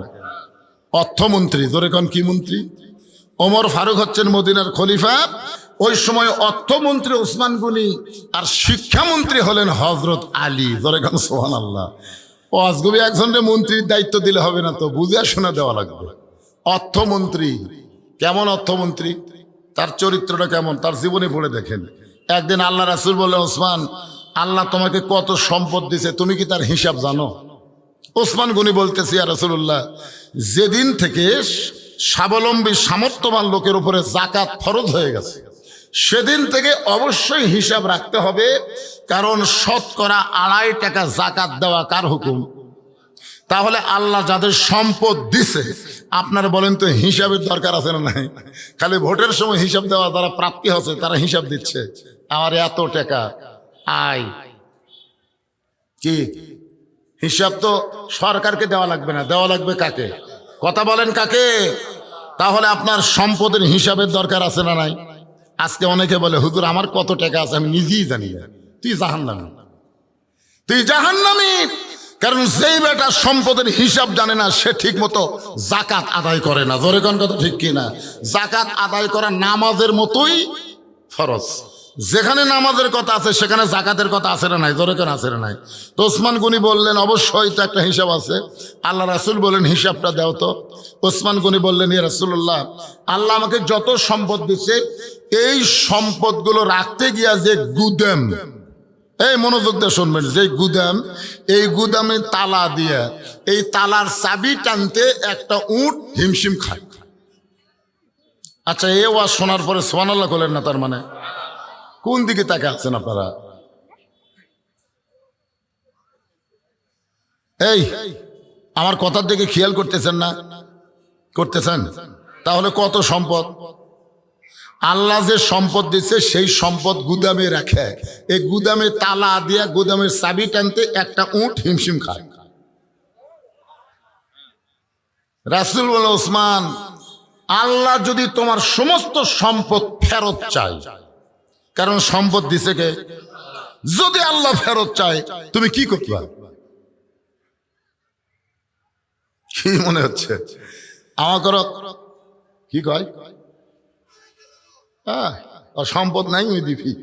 বাবা বসো বসো। যেই বলছে সমস্ত সম্পদ যদি আল্লাহ ফেরত চাই তুমি কি করবা, সঙ্গে সঙ্গে ওসমান গনি মারছে দৌড়। সমস্ত সাহাবীরা ভাবতেছে ওসমান গনি দৌড় দেওয়ার কারণ কি? আল্লাহ রাসূল বললেন একটু ধৈর্য ধরো। কিছুক্ষণ পরে দেখা যায় ওসমান গনি যে উটটা চাবি বহন করে ওই উটটা রশি ধরে ধরে নবীর কাছে এনে বললেন ইয়া রাসূলুল্লাহ, সমস্ত গুদাম না, গুদামের শুধু সম্পদ না, গুদামের তালা, গুদামের চাবি বহনকারী উটটাও পর্যন্ত আমি আল্লাহরে দিয়া দিলাম। নবী আসমানের দিকে তাকায় বলেন আল্লাহ, এই পরীক্ষার তো ওসমান গোল্ডেন এ প্লাস পেলো, আপনি ওসমানও কি দিবেন? চাওয়া মাত্রই সমস্ত সম্পদ আপনাকে দিয়ে দিবার চাই। আল্লাহ বললেন হাবিব, আমি আল্লাহ ছিলাম গানি, আল্লাহ গানি আনতুমুল ফুকারা। আমি আল্লাহ হলাম গানি, আমার গানি ডিগ্রি আমি ওসমান রে দিয়া দিলাম। সেই ওসমান হচ্ছেন অর্থমন্ত্রী, যাকে তাকে অর্থমন্ত্রী করা যাবে না। মন্ত্রী করার আগে কোরআন দিয়ে যখন রাষ্ট্র চলবে সেই মানুষটার মধ্যে ইন্নাল্লাহা ইয়ামুরুকুম আন তুআদ্দুল আমানাতি ইলা আহলিহা ওয়া ইযা হাকামতুম বাইনান নাস আন তাহকুমু বিল আদল। আল্লাহু আকবার। ওসমান গনি বলেন আব্দুল্লাহ, আজকে জুমার দিনে সবাই নতুন পোশাক পরেছে, তুমি পুরাতন কাপড় পরে কেন নামাজ পড়তে আসলা? আব্দুল্লাহ বলতেছে, আমি যদি আজকে নতুন কাপড় পরতাম তাহলে আমার বাবার জুব্বা লম্বা হতো না। রে নবীর সাহাবীরা, তোমরা হয়তো জানো না, যেদিন থেকে আমার বাবা মদিনার খলিফা হয়েছে সেদিন থেকে আমার বাবার দায়িত্ব হলো সবাই ঘুম পাড়বে, আর আমার বাবা চোরের মতন চুপি চুপি একা একা মানুষের দুঃখ কষ্ট নিজের চোখে দেখবে। কার ভয়ে? কার ভয়ে? কোনো নিরাপত্তা নাই, কোনো পুলিশ নাই, কোনো র্যাব নাই। বাংলাদেশের মতন ৯৬টা দেশের খলিফা একা একা ঘরে, আর আমাকে এমপি একলা আসুক তো তুই বলে গরিবের বন্ধু আয়, পুলিশ আসিস কেন? মন্ত্রীরা একলা আসো, পুলিশ ছাড়া বার হওয়ার পারে না। তার মানে কি? আল্লাহকে পুরাপুরি নিরাপত্তা দানকারী বিশ্বাসী করে, ঠিক কিনা বলেন? আল্লাহ কোরআনে কি বলেছেন? ওমাইয়া তাওয়াক্কাল আলাল্লাহি ফাহুয়া হাসবুহু।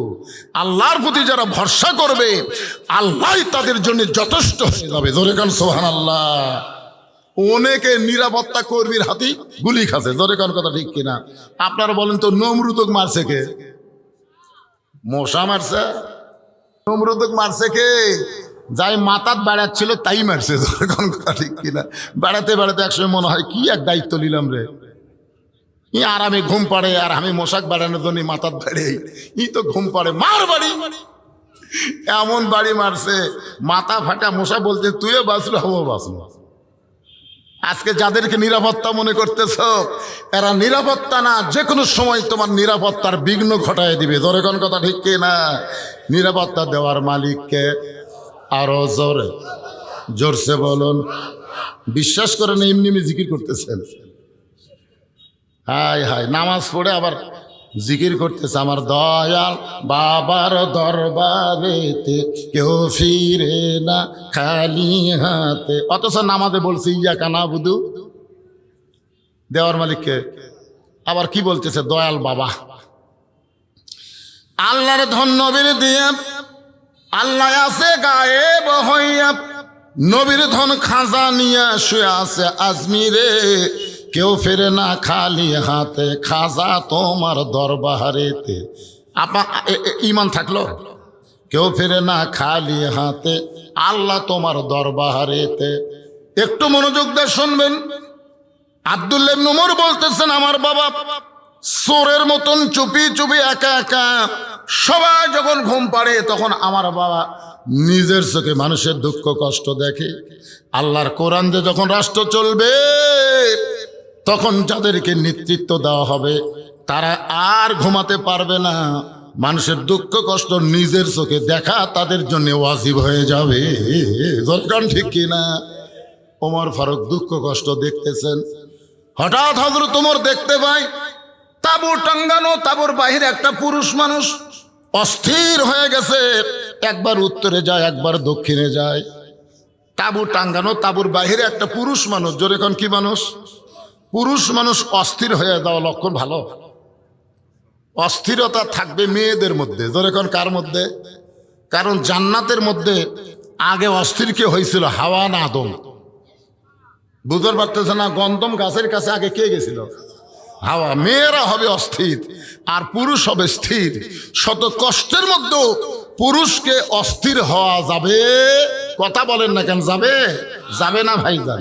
মেয়েরা অনেক সময় অস্থির হতে পারে, মেয়েদের কথা আলাদা। আল্লাহ কোরআনেও বলেছেন, আর রিজালু কাওয়ামুনা আলান নিসা, পুরুষেরা থাকবে উপরে, নারীরা থাকবে কোথায়? উপরে যদি পুরুষ থাকে, নারীরা কুড়ি থাকবে, এটা বলা লাগবে। তা আমাদের বাংলাদেশের পুরুষেরা একটু সজাগ হন তো। আমরা বহুদিন মেয়ে মানুষের নিচে ছিলাম, আর যেন ভবিষ্যতে কোনো মেয়ে মানুষের নিচে যাওয়া না লাগে। আগামীতে যেন পুরুষেরাই সব কিছু করে, এটা একটু দেখার চেষ্টা করার দরকার আছে না নাই? আল্লাহ কবুল করুক, জোরে করে আমিন। ওমর ফারুক দেখলেন তাঁবুর বাইরে একটা পুরুষ মানুষ অস্থির হয়ে উত্তরে যায়, দক্ষিণে যায়। আল্লাহ রাসূল বলেছেন, কাউকে যদি তুমি শান্তি দিবার চাও, সবচাইতে বড় দোয়া হলো সালাম দেওয়া। জোরে কন কি দেওয়া? আচ্ছা, আপনারা কবর যখন জিয়ারত করবার যান, আপনার প্রথম কি দোয়া পড়েন নাকি সালাম দেন? এখান থেকে প্রমাণ হয়ে গেল, যতই দোয়া পড়েন সবচাইতে বড় দোয়ার নাম হলো সালাম। আসসালামু আলাইকুম ইয়া আহলাল কুবুর। কবরে সালাম দিয়ে কি উত্তর আসে? উত্তর আসে না। তারপরে সালাম দেওয়া দিতে হবে দোয়ার জন্যে। ওমর ফারুক লোকটাকে স্থির করার জন্য সালাম দিলেন, আসসালামু আলাইকুম ইয়া আব্দুল্লাহ। লোকটা সালামের উত্তর দেয় না। ওমর ফারুক আবার সালাম দিলেন, আসসালামু আলাইকুম ইয়া আখি। লোকটা সালামের উত্তর দেয় না। ওমর ফারুক আবার যখন সালাম দেওয়ার জন্য যেই বলছে আসসালামু, সঙ্গে সঙ্গে লোকটা বলে, এই মিয়া, বারবার আমাকে সালাম দেশ কেন? বারবার আমার কি জন্য সালাম দেশ? আমি কত বড় বিপদে আছি তুই জানিস? ওইটা যে হযরত ওমর, ওই লোকটাকে জানে। কারণ চোরের মতন একা একা ঘুরতেছে অর্ধ জাহানের খলিফা, এটা বিশ্বাস হয়? তুমি আমারে বারবার সালাম দাও, আমি এমন বিপদের মধ্যে আছি, তোমার দোয়া দিয়ে আমার কোনো কাজ হচ্ছে না। ওমর ফারুক লোকটার সামনে গিয়ে বলে, আপনার কি বিপদ ভাই? আপনার বিপদটা কি? লোকটা বলতেছে, হযরত ওমর যেদিন থেকে আল্লাহর কোরআন দিয়ে রাষ্ট্র চালায়, সেদিন থেকে মানুষের কাছে দিনও যা রাতও তাই। জোরে কন্যা সুবহানাল্লাহ। ওই লোকটা হযরত ওমরের সামনেই বলতেছে, হযরত ওমর যেদিন থেকে আল্লাহর কোরআন দিয়ে রাষ্ট্র চালায়, সেদিন থেকে মানুষের কাছে দিনও যা রাতও তাই। আমাদের বাংলাদেশে বর্তমানে দিন আর রাত কি সমান? এখন কিন্তু রাতের বেলা আমরা বক্তারা খুব বিপদে আছি। অনেক রাস্তা তেল তেলা হলেও কিন্তু আমরা যাবার পারতেছি না, চোর ডাকাতের ভয়ে। আমরা ভাঙ্গা রাস্তা নিরাপদ মনে করে বাড়িতে আসতেছি। এই হাসিনা যাওয়ার পর থেকে বুঝলেন, এতই সন্ত্রাসী বেড়ে গেছে ভাইজান, রাস্তার মধ্যে যেটি সেটি চিনতে। এখন হয়তো বলবেন, হুজুর আপনি হাসিনার তারিফ করতেছেন। আচ্ছা, আমাদের বগুড়া শহরের দিকে তাকালে মাঝে মধ্যে হাসিনার কথা মনে হয় না?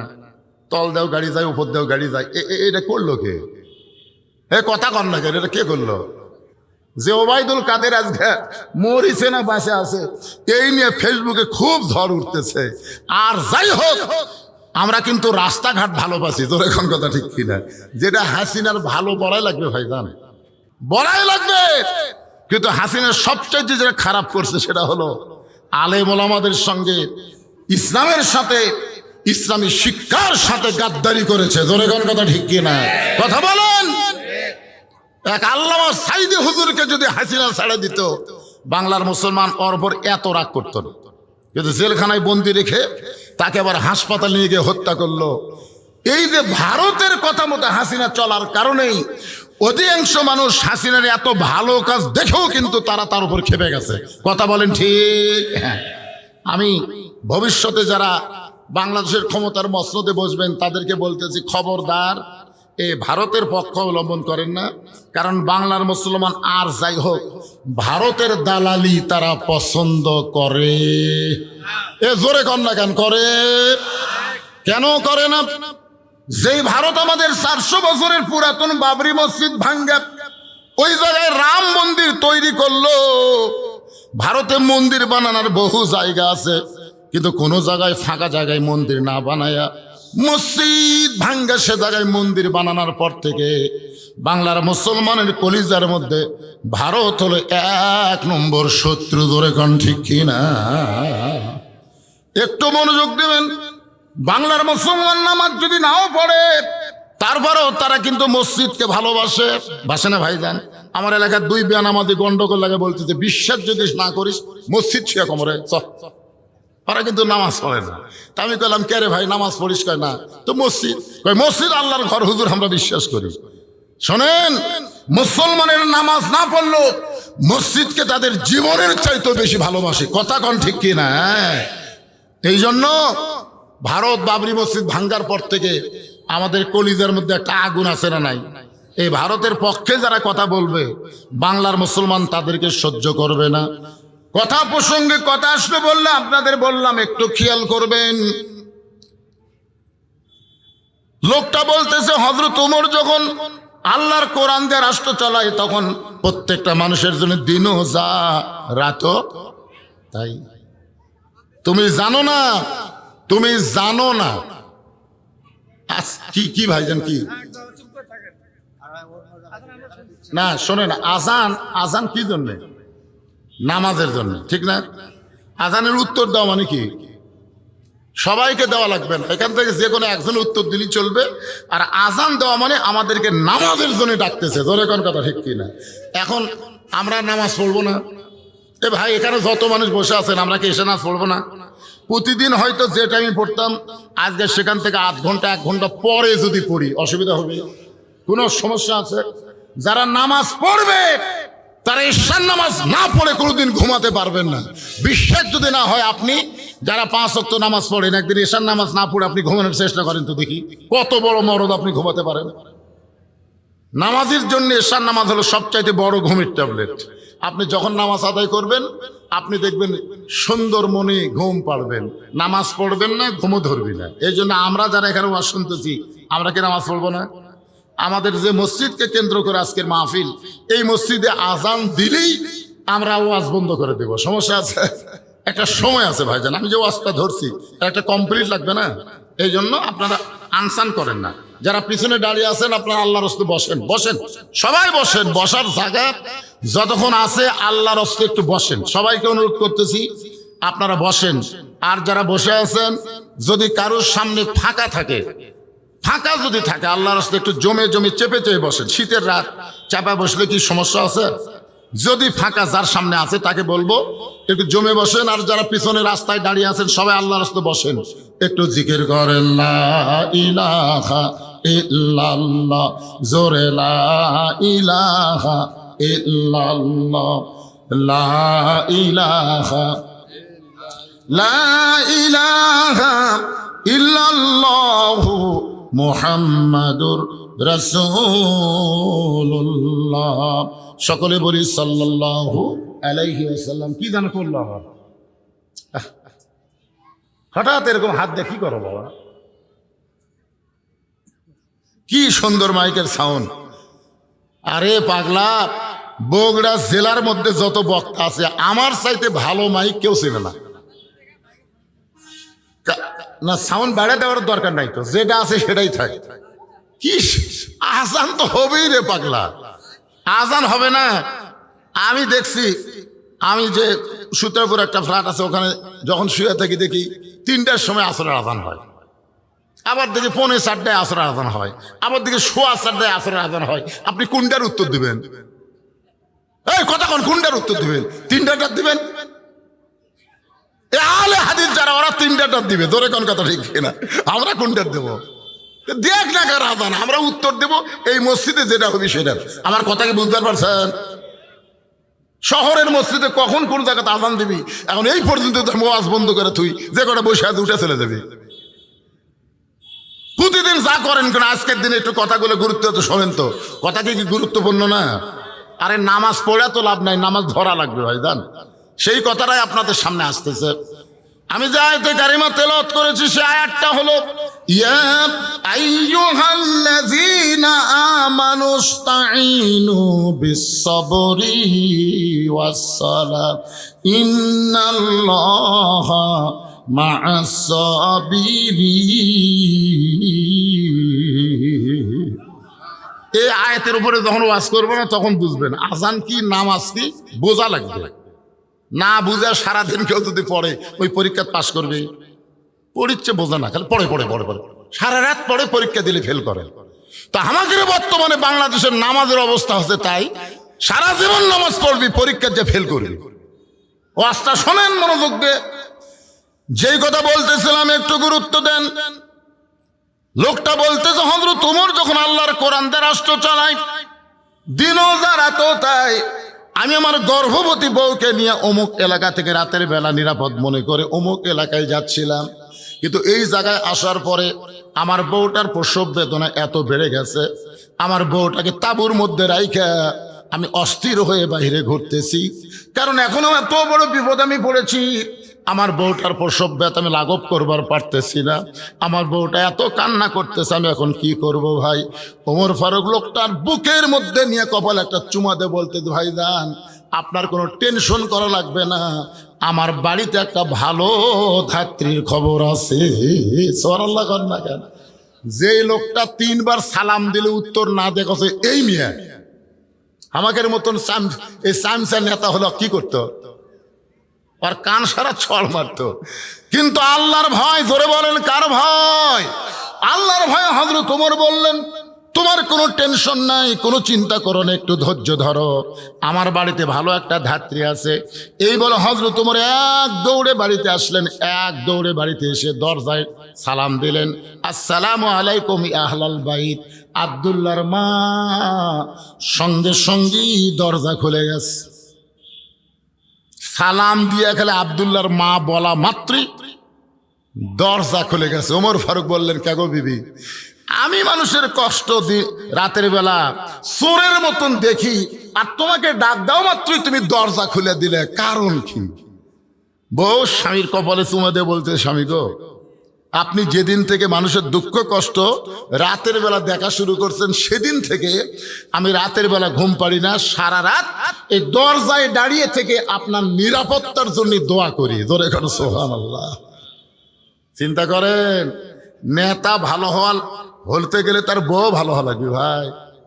আজকে আমাদের অনেক নেতা ভালো হওয়ার চাইছিল কিন্তু বইয়ের কারণে পারেনি। যেমন একটা নেতার নাম হলো পলক। পলকের নাম শুনছেন? ফান্দে পড়িয়া পলক কান্দে রে। পলক এত টাকা কামাই করছে, 1000 কোটি টাকা। এখন পলকের বউ বেগম পাড়ায় মশা মারতিছে, আর পলক জেলখানার মধ্যে কষ্টে জীবন যাপন করতেছে। ধরে কোন কথা ঠিক না? আমি অন্য কোনো নেতার কথা বলি না, সব নেতাই বুড়া বয়সে বাড়ির থাকার চাইতে জেলত যাওয়াই ভালো। কারণ বুড়া মানুষ খালি ফ্যাস ফ্যাস করে, ওই বাড়িতে না থাকে হয় চিল্লা না হয় জেল, যে কোনো একটা ভালো। ধরে কোন কথা ঠিক কি না? বুড়া মানুষ খালি চিল্লা চিল্লি করে। একজন বলতে চিল্লা চিল্লি যদি বন্ধ করবার চাও আর চিল্লার পেটে দাও। এই চিল্লার যাওয়া ভালো নয়, জেলত যাওয়া ভালো। কিন্তু পলক একটা যুবক মানুষ, এই পলকের বউ যদি আজকে ভালো হতো তাহলে পলককে এই বিপদের মধ্যে পড়া লাগতো না। ওমর ফারুক বলে, বিবিরে তুমি কি জান্নাতে যাওয়ার চাও? ওমর ফারুকের বউ মুচকি মুচকি হেসে বলে, স্বামী গো, জান্নাতে সবাই যাওয়ার চায়। ওমর ফারুক বললেন, জান্নাতে যদি যাবার চাও তাহলে এইগুলো জিনিস নিয়ে তাড়াতাড়ি বের হও। একটা মেয়ে প্রসব ব্যথায় ভুগতেছে, সেই মেয়েটার বাচ্চা খালাস করতে গেলে যে জিনিস লাগবে সেই জিনিসগুলো নিয়ে তাড়াতাড়ি আমার সঙ্গে বের হও জান্নাতে যাওয়ার জন্য। হযরত ওমরের বিবি ওমরের সঙ্গে রওনা দিলেন। তাঁবুর উল্টা পৃষ্ঠা দিয়ে বউকে ঢুকাই দিলেন তাঁবুর ভিতরে ঢুকাই দিয়ে ওমর ফারুক লোকটাকে বলতেছেন, ভাইজান, ভালো ধাত্রী তাঁবুর মধ্যে ঢুকেছে, আপনার কোনো টেনশন নাই, আপনি কোনো চিন্তা করেন না। এই কথা যখন বারবার বলতেছে এমন সময় ওমর ফারুকের বউ বলি, আমির আল মুমিনিন, আপনার বন্ধুকে খবর দেন আপনার বন্ধুর বিবি এবং বাচ্চা ভালো আছে। আপনার তো সুবহানাল্লাহ বলেন। উমর ফারুক তাকায় দেখো, ওই লোকটা মাটির পড়ে আস। কারণ উমর ফারুকের বউ যখনই বলেছে আমির আল মুমিনিন, আপনার বন্ধুকে খবর দেন তার বিবি বাচ্চা ভালো আছে, লোকটা তখন বুঝবার পারছে যে লোকটা আমাকে তিনবার সালাম দিল, আমি সালামের উত্তর দিলাম না, এই লোকটা সাধারণ কোনো মানুষ না, এই লোকটা হলেন হযরত ওমর। যে ওমর রাস্তাতে গেলে শয়তান কয়দিন যায় না, আর সেই ওমর 3বার সালাম দিয়ে সালামের উত্তর দেই নাই। লোকটা মাটির পড়ে আছে। ওমর ফারুক এক টানে বুকের মধ্যে নিয়ে কপালে চুম্বন দিয়ে বললেন, ভাইজান, আমি আগের ওমর নাই, আমি দায়িত্ব পাওয়ার পরে পরিবর্তন হয়ে গেছি। কারণ দায়িত্ব যখন পাইছে হাক্কা তুকাতিহি, যথাযথ ভয় কলিজার মধ্যে একটু মনোযোগ দিবেন। আব্দুল ইবনে ওমর বলতেছে, নবীর সাহাবীরা, তোমরা সবাই যখন ঘুমায় যাও, আমার বাবা তখন ঘুমায় না, গভীর রাত্রে আমার দরজা দিয়ে ডাকতেছে, আব্দুল্লাহ আব্দুল্লাহ বলে। আমি দরজা খুলে তাকাই দেখি বাবার হাতে একটা পাঞ্জাবি। আমি খুশি হয়ে বললাম, বাবা, বাইতুল মাল থেকে আমার একটা পাঞ্জাবি দিল, আপনি গভীর রাত্রে আর একটা দিবার আইছেন। বাইতুল মাল থেকে আমার একটা পাঞ্জাবি দিছে, আপনি গভীর রাত্রে আর একটা দিবার আইছেন। ওমর ফারুক বলে, আব্দুল্লাহ, এইটা তোমাকে দেওয়ার জন্য আসি নাই বাবা, এইটা আমার ভাগে পড়েছে। এখন বলো তো, এই ছোট পাঞ্জাবি গায়ে দিয়ে যদি আমি খুতবা দেই তাহলে দেখতে কেমন লাগবে? কারণ মুসল্লির জামা ছোট হলে কেউ কিছুই বলবে না, কিন্তু ইমামের জামার দিকে সবার নজর থাকে। ধরে কোন ঠিক কিনা? আপনারা বলেন তো, মুসল্লির দাড়ির দিকে কোনো মুসল্লির নজর আছে? কার দাড়ির দিকে? ইমামের দাড়ি যদি এক মুষ্টির নিচে হয়, আমাকে ফতোয়া আছে হুজুর, ইমামের দাড়ি যদি এক মুষ্টির নিচে হয় তার পাশে কি নামাজ হবে? আমি বললাম, এটা সালাউদ্দিন ভালো জানে।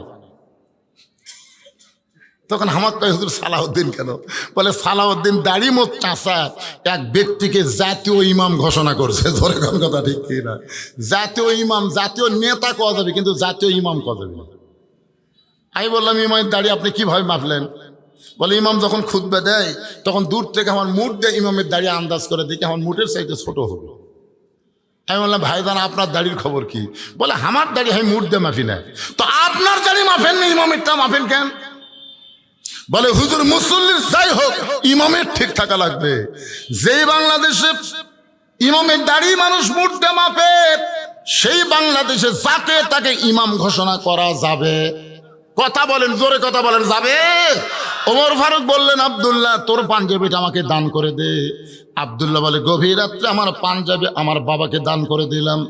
আমার পাঞ্জাবি বাবার পাঞ্জাবি একত্র করে বাবা লম্বা জুব্বা বানায় খুতবা দেয়। এখন বলো, বাবার খুতবা শোনা যায় কিনা যায়? সমস্ত সাহাবীরা চিল্লায় বলে, আত্তাকুল্লাহ হাক্কা তুকাতিহি, আল্লাহর ভয় যখন যথাযথ দুনিয়াতে চালু হয়ে যাবে তখন মুসলমানেরা এমন ভালো মানুষকে নেতা হিসাবে দেখতে পাবে। লিল্লাহে তাকবীর,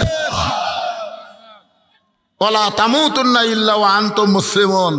মুসলমান যদি মরতে চায়, যার তার আইন মানা যাবে না, আল্লাহর কোরআনের আইন মেনে চলতে হবে।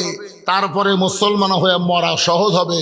আর মুসলমান হয়ে কেউ যখন মৃত্যুবরণ করবে তাকে কবরের কোনো চিন্তা করা লাগবে না। আল্লাহ কোরআনে বলেন, ইন্নাল্লাযীনা ক্বালু রাব্বুনাল্লাহু সুম্মা ইসতাকামু তাতানাজ্জালু আলাইহিমুল মালাইকা আল্লা তাখাফু ওয়া লা তাহজানু ওয়া আবশিরু বিল জান্নাতিল্লাতী কুনতুম তুআদুন।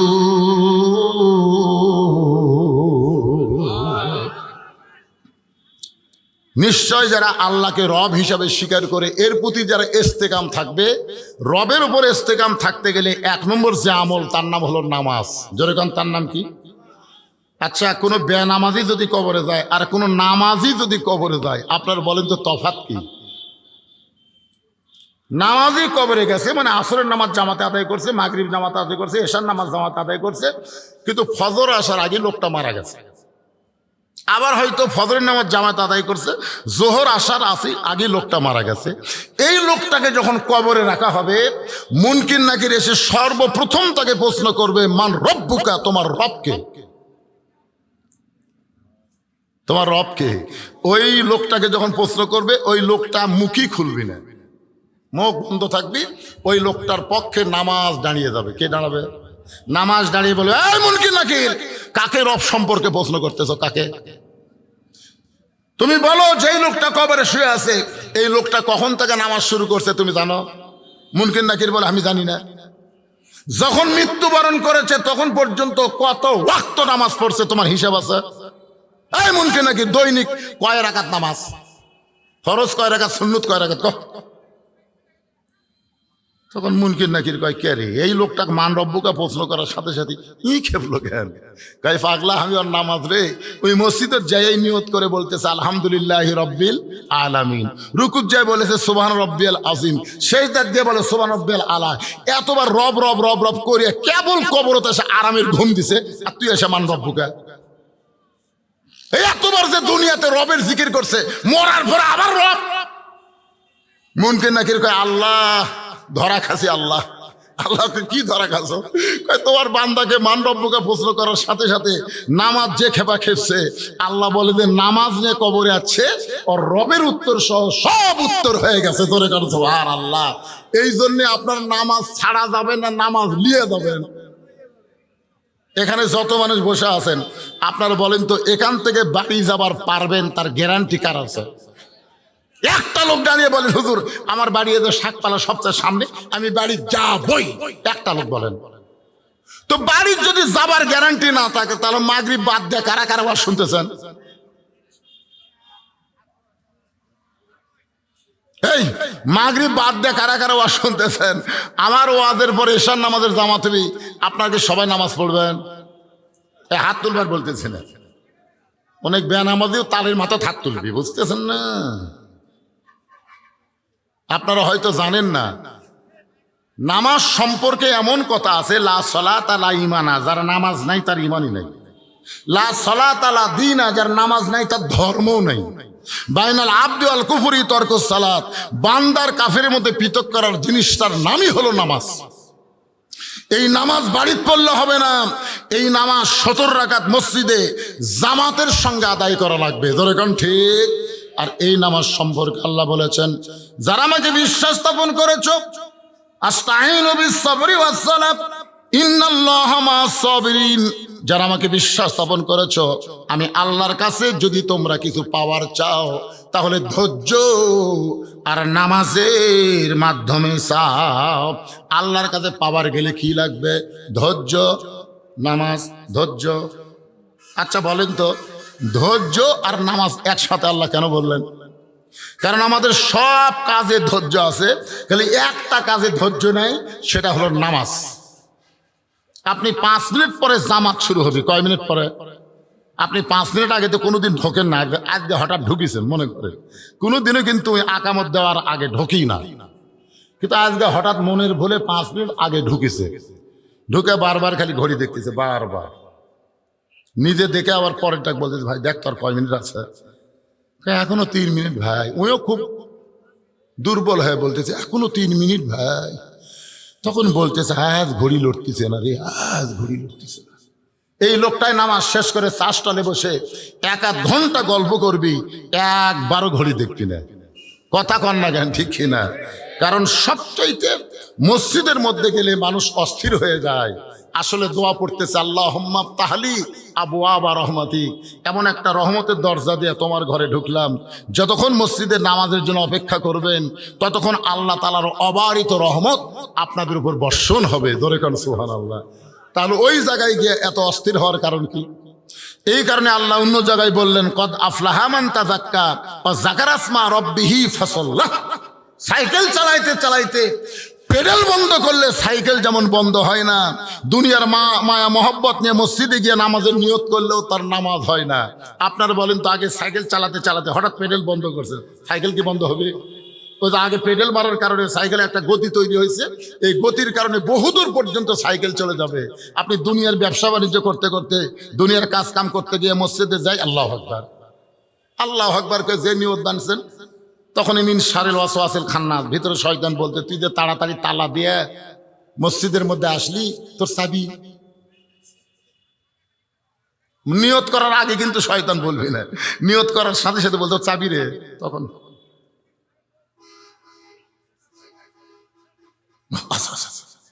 আপনার বলেন তোর নামাজ আছে?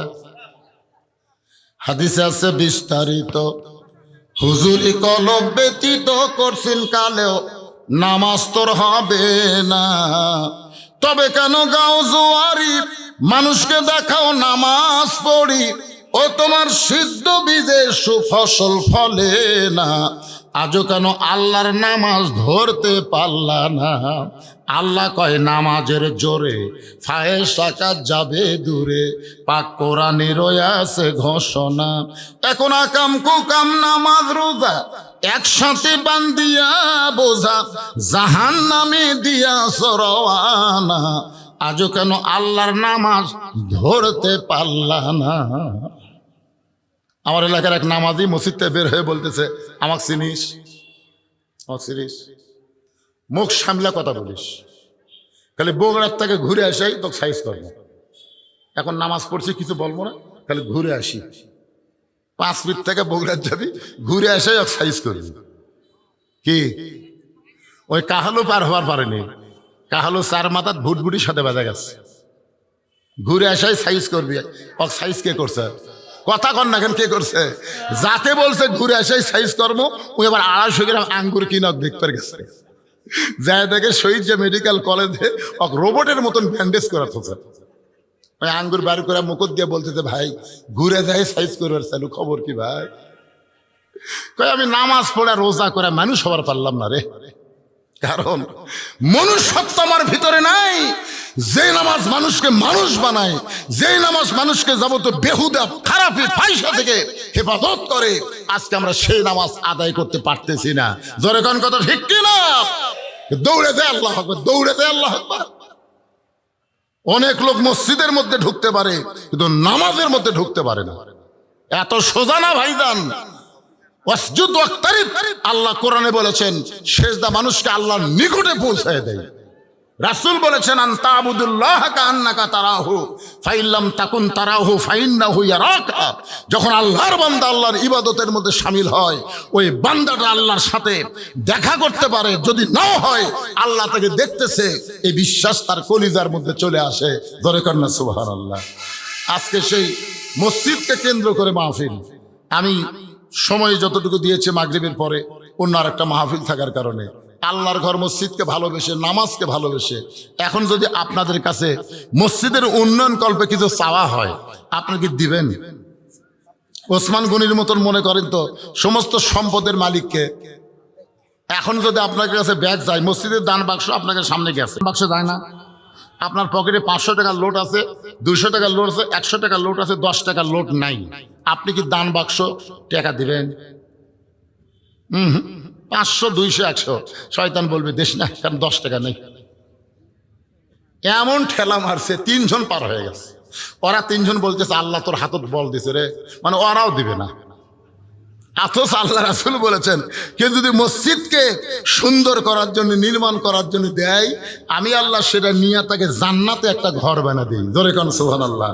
আমরা জান্নাতে যারা ঘর চাই, কারা চাই? আল্লাহকে তো হাত দেখেন তো ভাই, যারা চান একে একে হাত তোলেন। এরা কি দুনিয়াই মনে করছে শেষ নাকি? হাত তোলেন, টান টান করে তোলেন দিদি, হাত নামান। জান্নাতে যারা একটা ঘর চাই, আল্লাহর ঘর, মসজিদের জন্য রুমাল যাবে, ব্যাগ যাবে। কেউ যদি রুমাল ব্যাগে না চান, আমি গুনাহগারের হাতে 500, 1000 যদি আল্লাহর হস্তে দেন, তাহলে এখানে দিতে পারো। ছোট্ট একটা মানুষ কি বুঝলো, 50 টাকা আমার হাতের মধ্যে দিয়ে দিল। আল্লাহ এই বাচ্চার দানকে, এই ব্যাগলা ঢোকো পিছন দিয়ে, ও যেখানে লোকজন দাঁড়িয়ে আছে ওই জায়গা তাকে যাওয়া লাগে। মাস কোন দিক দিয়ে যায়, মুয়ান চেনে না রে। দেন, সবাই দেন, সবাই দেন, 10, 20, 50, 100 যাই যা পারবেন, জীবনের শেষ দান মনে করে দিবেন ইনশাল্লাহ। এরশার নামাজের পরে আবার আলোচনা হবে। আমার আলোচনা শেষ হয়নি, লাভ দিয়ে ওঠেন না, আলোচনা সমাপ্তি করব। এখানেই নামাজ হবে মাশাআল্লাহ। দেখেন, যেটা আপনার সিদ্ধান্ত নেবেন সেটাই হবে। আল্লাহ তোমার একজন পুরানো টাকা দিলে, এই এত পুরাতন টাকা দিলে, ভালো টাকা নাই। মাশাআল্লাহ, আল্লাহ তোমার একজন পাগল 500 টাকা দান করছে আল্লাহ, আর একজন 100 টাকা, আর একজন 200 টাকা দান করছে আল্লাহ। আল্লাহ দানকে কবুল করো আল্লাহ। আর একজন মাশাআল্লাহ, আল্লাহ তোমার পাগল, তোমার জান্নাতে একটা ঘর চাই, 500 টাকা দান করেছে আল্লাহ, দানকে কবুল করো আল্লাহ। একলাই কয়েকটি ব্যাগ লেখা হতে, দেখেন তো আর লোক নাই। আরো 2টা ছেলে দাঁড়াও তো, ভিতরে দাঁড়াও। আল্লাহ আর একজন 200 টাকা দান করছে, আল্লাহ তোমার ঘরের জন্য কবুল করেন। আর একজন 500 টাকা দান করছে, আল্লাহ আপনি কবুল করেন। আমার মা বোনদের কাছে বিশ্বস্ত লোক পাঠাবেন, আমার মায়েরা মসজিদকে ভালোবাসে, মসজিদের জন্য তারা দান করবে। দান করেন। বাপ মা যাদের কবরে গেছে, বাপ মার কথা মনে করে দান করেন। তো এই শীতের রাতে বাপ মা কবরে কেমনে আছে ভাই? কিছু দান করে বাপ মার কবরটা জান্নাতের বাগান বানাতে চাই। এজন্য আল্লাহর হস্তে দান করবেন, আল্লাহর হস্তে দান করবেন, অযথা ছোটাছুটি করবেন না। তেজের দিকে আসেন, যাই যা পারবেন খুশি হয়ে দান করবেন। যেটা দিবেন আর সদকাতু তারুদ্দুল বালা, দান সদকা করলে আল্লাহ বালা মুসিবতকে দূর করে দেয়। দেখেন পিছন থেকে, আমি বলছিলাম পিছন থেকে ব্যাগ নিয়ে যান। কিছু লোক তো এমন আছে যে দান করাকে জুলুম মনে করে। আল্লাহ কোরআনে বলেছেন, অমা তুনফিকু মিন শাইইন ফি সাবিলিল্লাহি ওয়াফা ইলাইকুম ওয়া আনতুম লা তুজলামুন। এটাকে তোমরা জুলুম মনে করো না। তোমরা যেটা দিবে, আমি আল্লাহ ফকির না রে, তোমরাই ফকির। তুমি আমাকে 10 দাও, ওয়াফা ইলাইকুম, আমি তোমাকে 100 ফিরাই দিব। এ কথা কি আমার না আল্লাহর? তাহলে আপনারা আল্লাহ দিতে ভয় পান কেন? আল্লাহ কি নিবে? আল্লাহ ফেরত দিবে। আল্লাহ বলেছেন আমি তোমাদের দিকে ফিরাই দেব। আল্লাহর একজন বান্দা 100 টাকা দান করছে, আল্লাহ দানকে কবুল করেন। যারাই যে নিয়ত করে দান করতেছে, আল্লাহ সকলের নেক নিয়ত, নেক আশাকে আল্লাহ আপনি কবুল করেন। আল্লাহুম্মা আমিন। ইয়া আইয়ুহাল্লাযীনা আমানুস্তাঈনু বিস-সাবরি ওয়াস-সালাম ইন্নাল্লাহা মা'আস-সাবিরিন। এশার নামাজের পরে আবার পুরো দস্তুর মাহফিল চলবে, এবং মাহফিল শেষে আপনাদের জন্য স্পেশাল বিরিয়ানির ব্যবস্থা আছে ইনশাআল্লাহ। খালি না, স্পেশাল বিরিয়ানির ব্যবস্থা আছে, গরুর গোশত দিয়ে। শেষ পর্যন্ত আপনারা থাকবেন। মাগরিবের পরে যে হারে আপনারা এসেছেন, তাতেই মাহফিল টইটুম্বর হয়ে গেছে। এরপরে তো মাহফিলের বেড়া খোলা লাগবে ইনশাআল্লাহ। তাই এই জন্য আপনারা সবাই আসবেন। আমার জামাই সহ আরো কিছু বক্তা আছে, তারা আলোচনা করবে। আমি সংক্ষিপ্ত একটা মোনাজাত করবো আপনাদের নিয়ে, একটু বসেন। আল্লাহুম্মা আমিন। আল্লাহুম্মা আনতাস সালাম ওয়া মিনকাস সালাম তাবারাকতা ইয়া যাল জালালি ওয়াল ইকরাম। আয় আল্লাহ, মাগরিবের নামাজের পর থেকে এই পর্যন্ত যতটুকু আলোচনা করলাম, আল্লাহ যদি কোনো ত্রুটি বিচ্যুতি হয় মাফ করে দাও। যা হাদিয়া মঞ্জুর করো সোনার মদিনায় কবুল করে নাও। যারা কষ্ট করে মেহনত করে তোমার মসজিদকে কেন্দ্র করে জান্নাতের বাগান লাগাইছে, আল্লাহ তাদের সকলকেই জান্নাতি মানুষ হিসেবে কবুল করে নাও।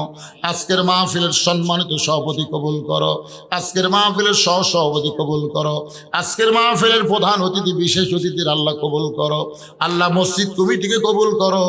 যারা কষ্ট করে এত সুন্দর আয়োজন করেছে, আল্লাহ তাদের সকলকে মাফ করো। আমার মা বোনদেরকে কবুল করো। আল্লাহ মেহেরবানি করে, আমি অসুস্থ, আমার মতো অসুস্থ অবস্থায় যারা হাত তুলেছে, সবাইকে সুস্থতার নিয়ামত দান করো। আমরা সেই দিন খুবই তৃপ্তি পাবো, শুধু কোরআন শুনবো না, যেদিন কোরআন মোতাবেক আমরা চলতে পারবো। আল্লাহ কোরআন মোতাবেক চলার একটা পরিবেশ আমাদের বাংলাদেশে দান করে দাও। সুবহান রাব্বিকা রাব্বিল ইজ্জাতি আম্মা ইয়াসিফুন ওয়া সালামুন আলাল মুরসালিন আলহামদুলিল্লাহি রাব্বিল আলামিন। আসসালামু আলাইকুম ওয়া রাহমাতুল্লাহি ওয়া বারাকাতুহু।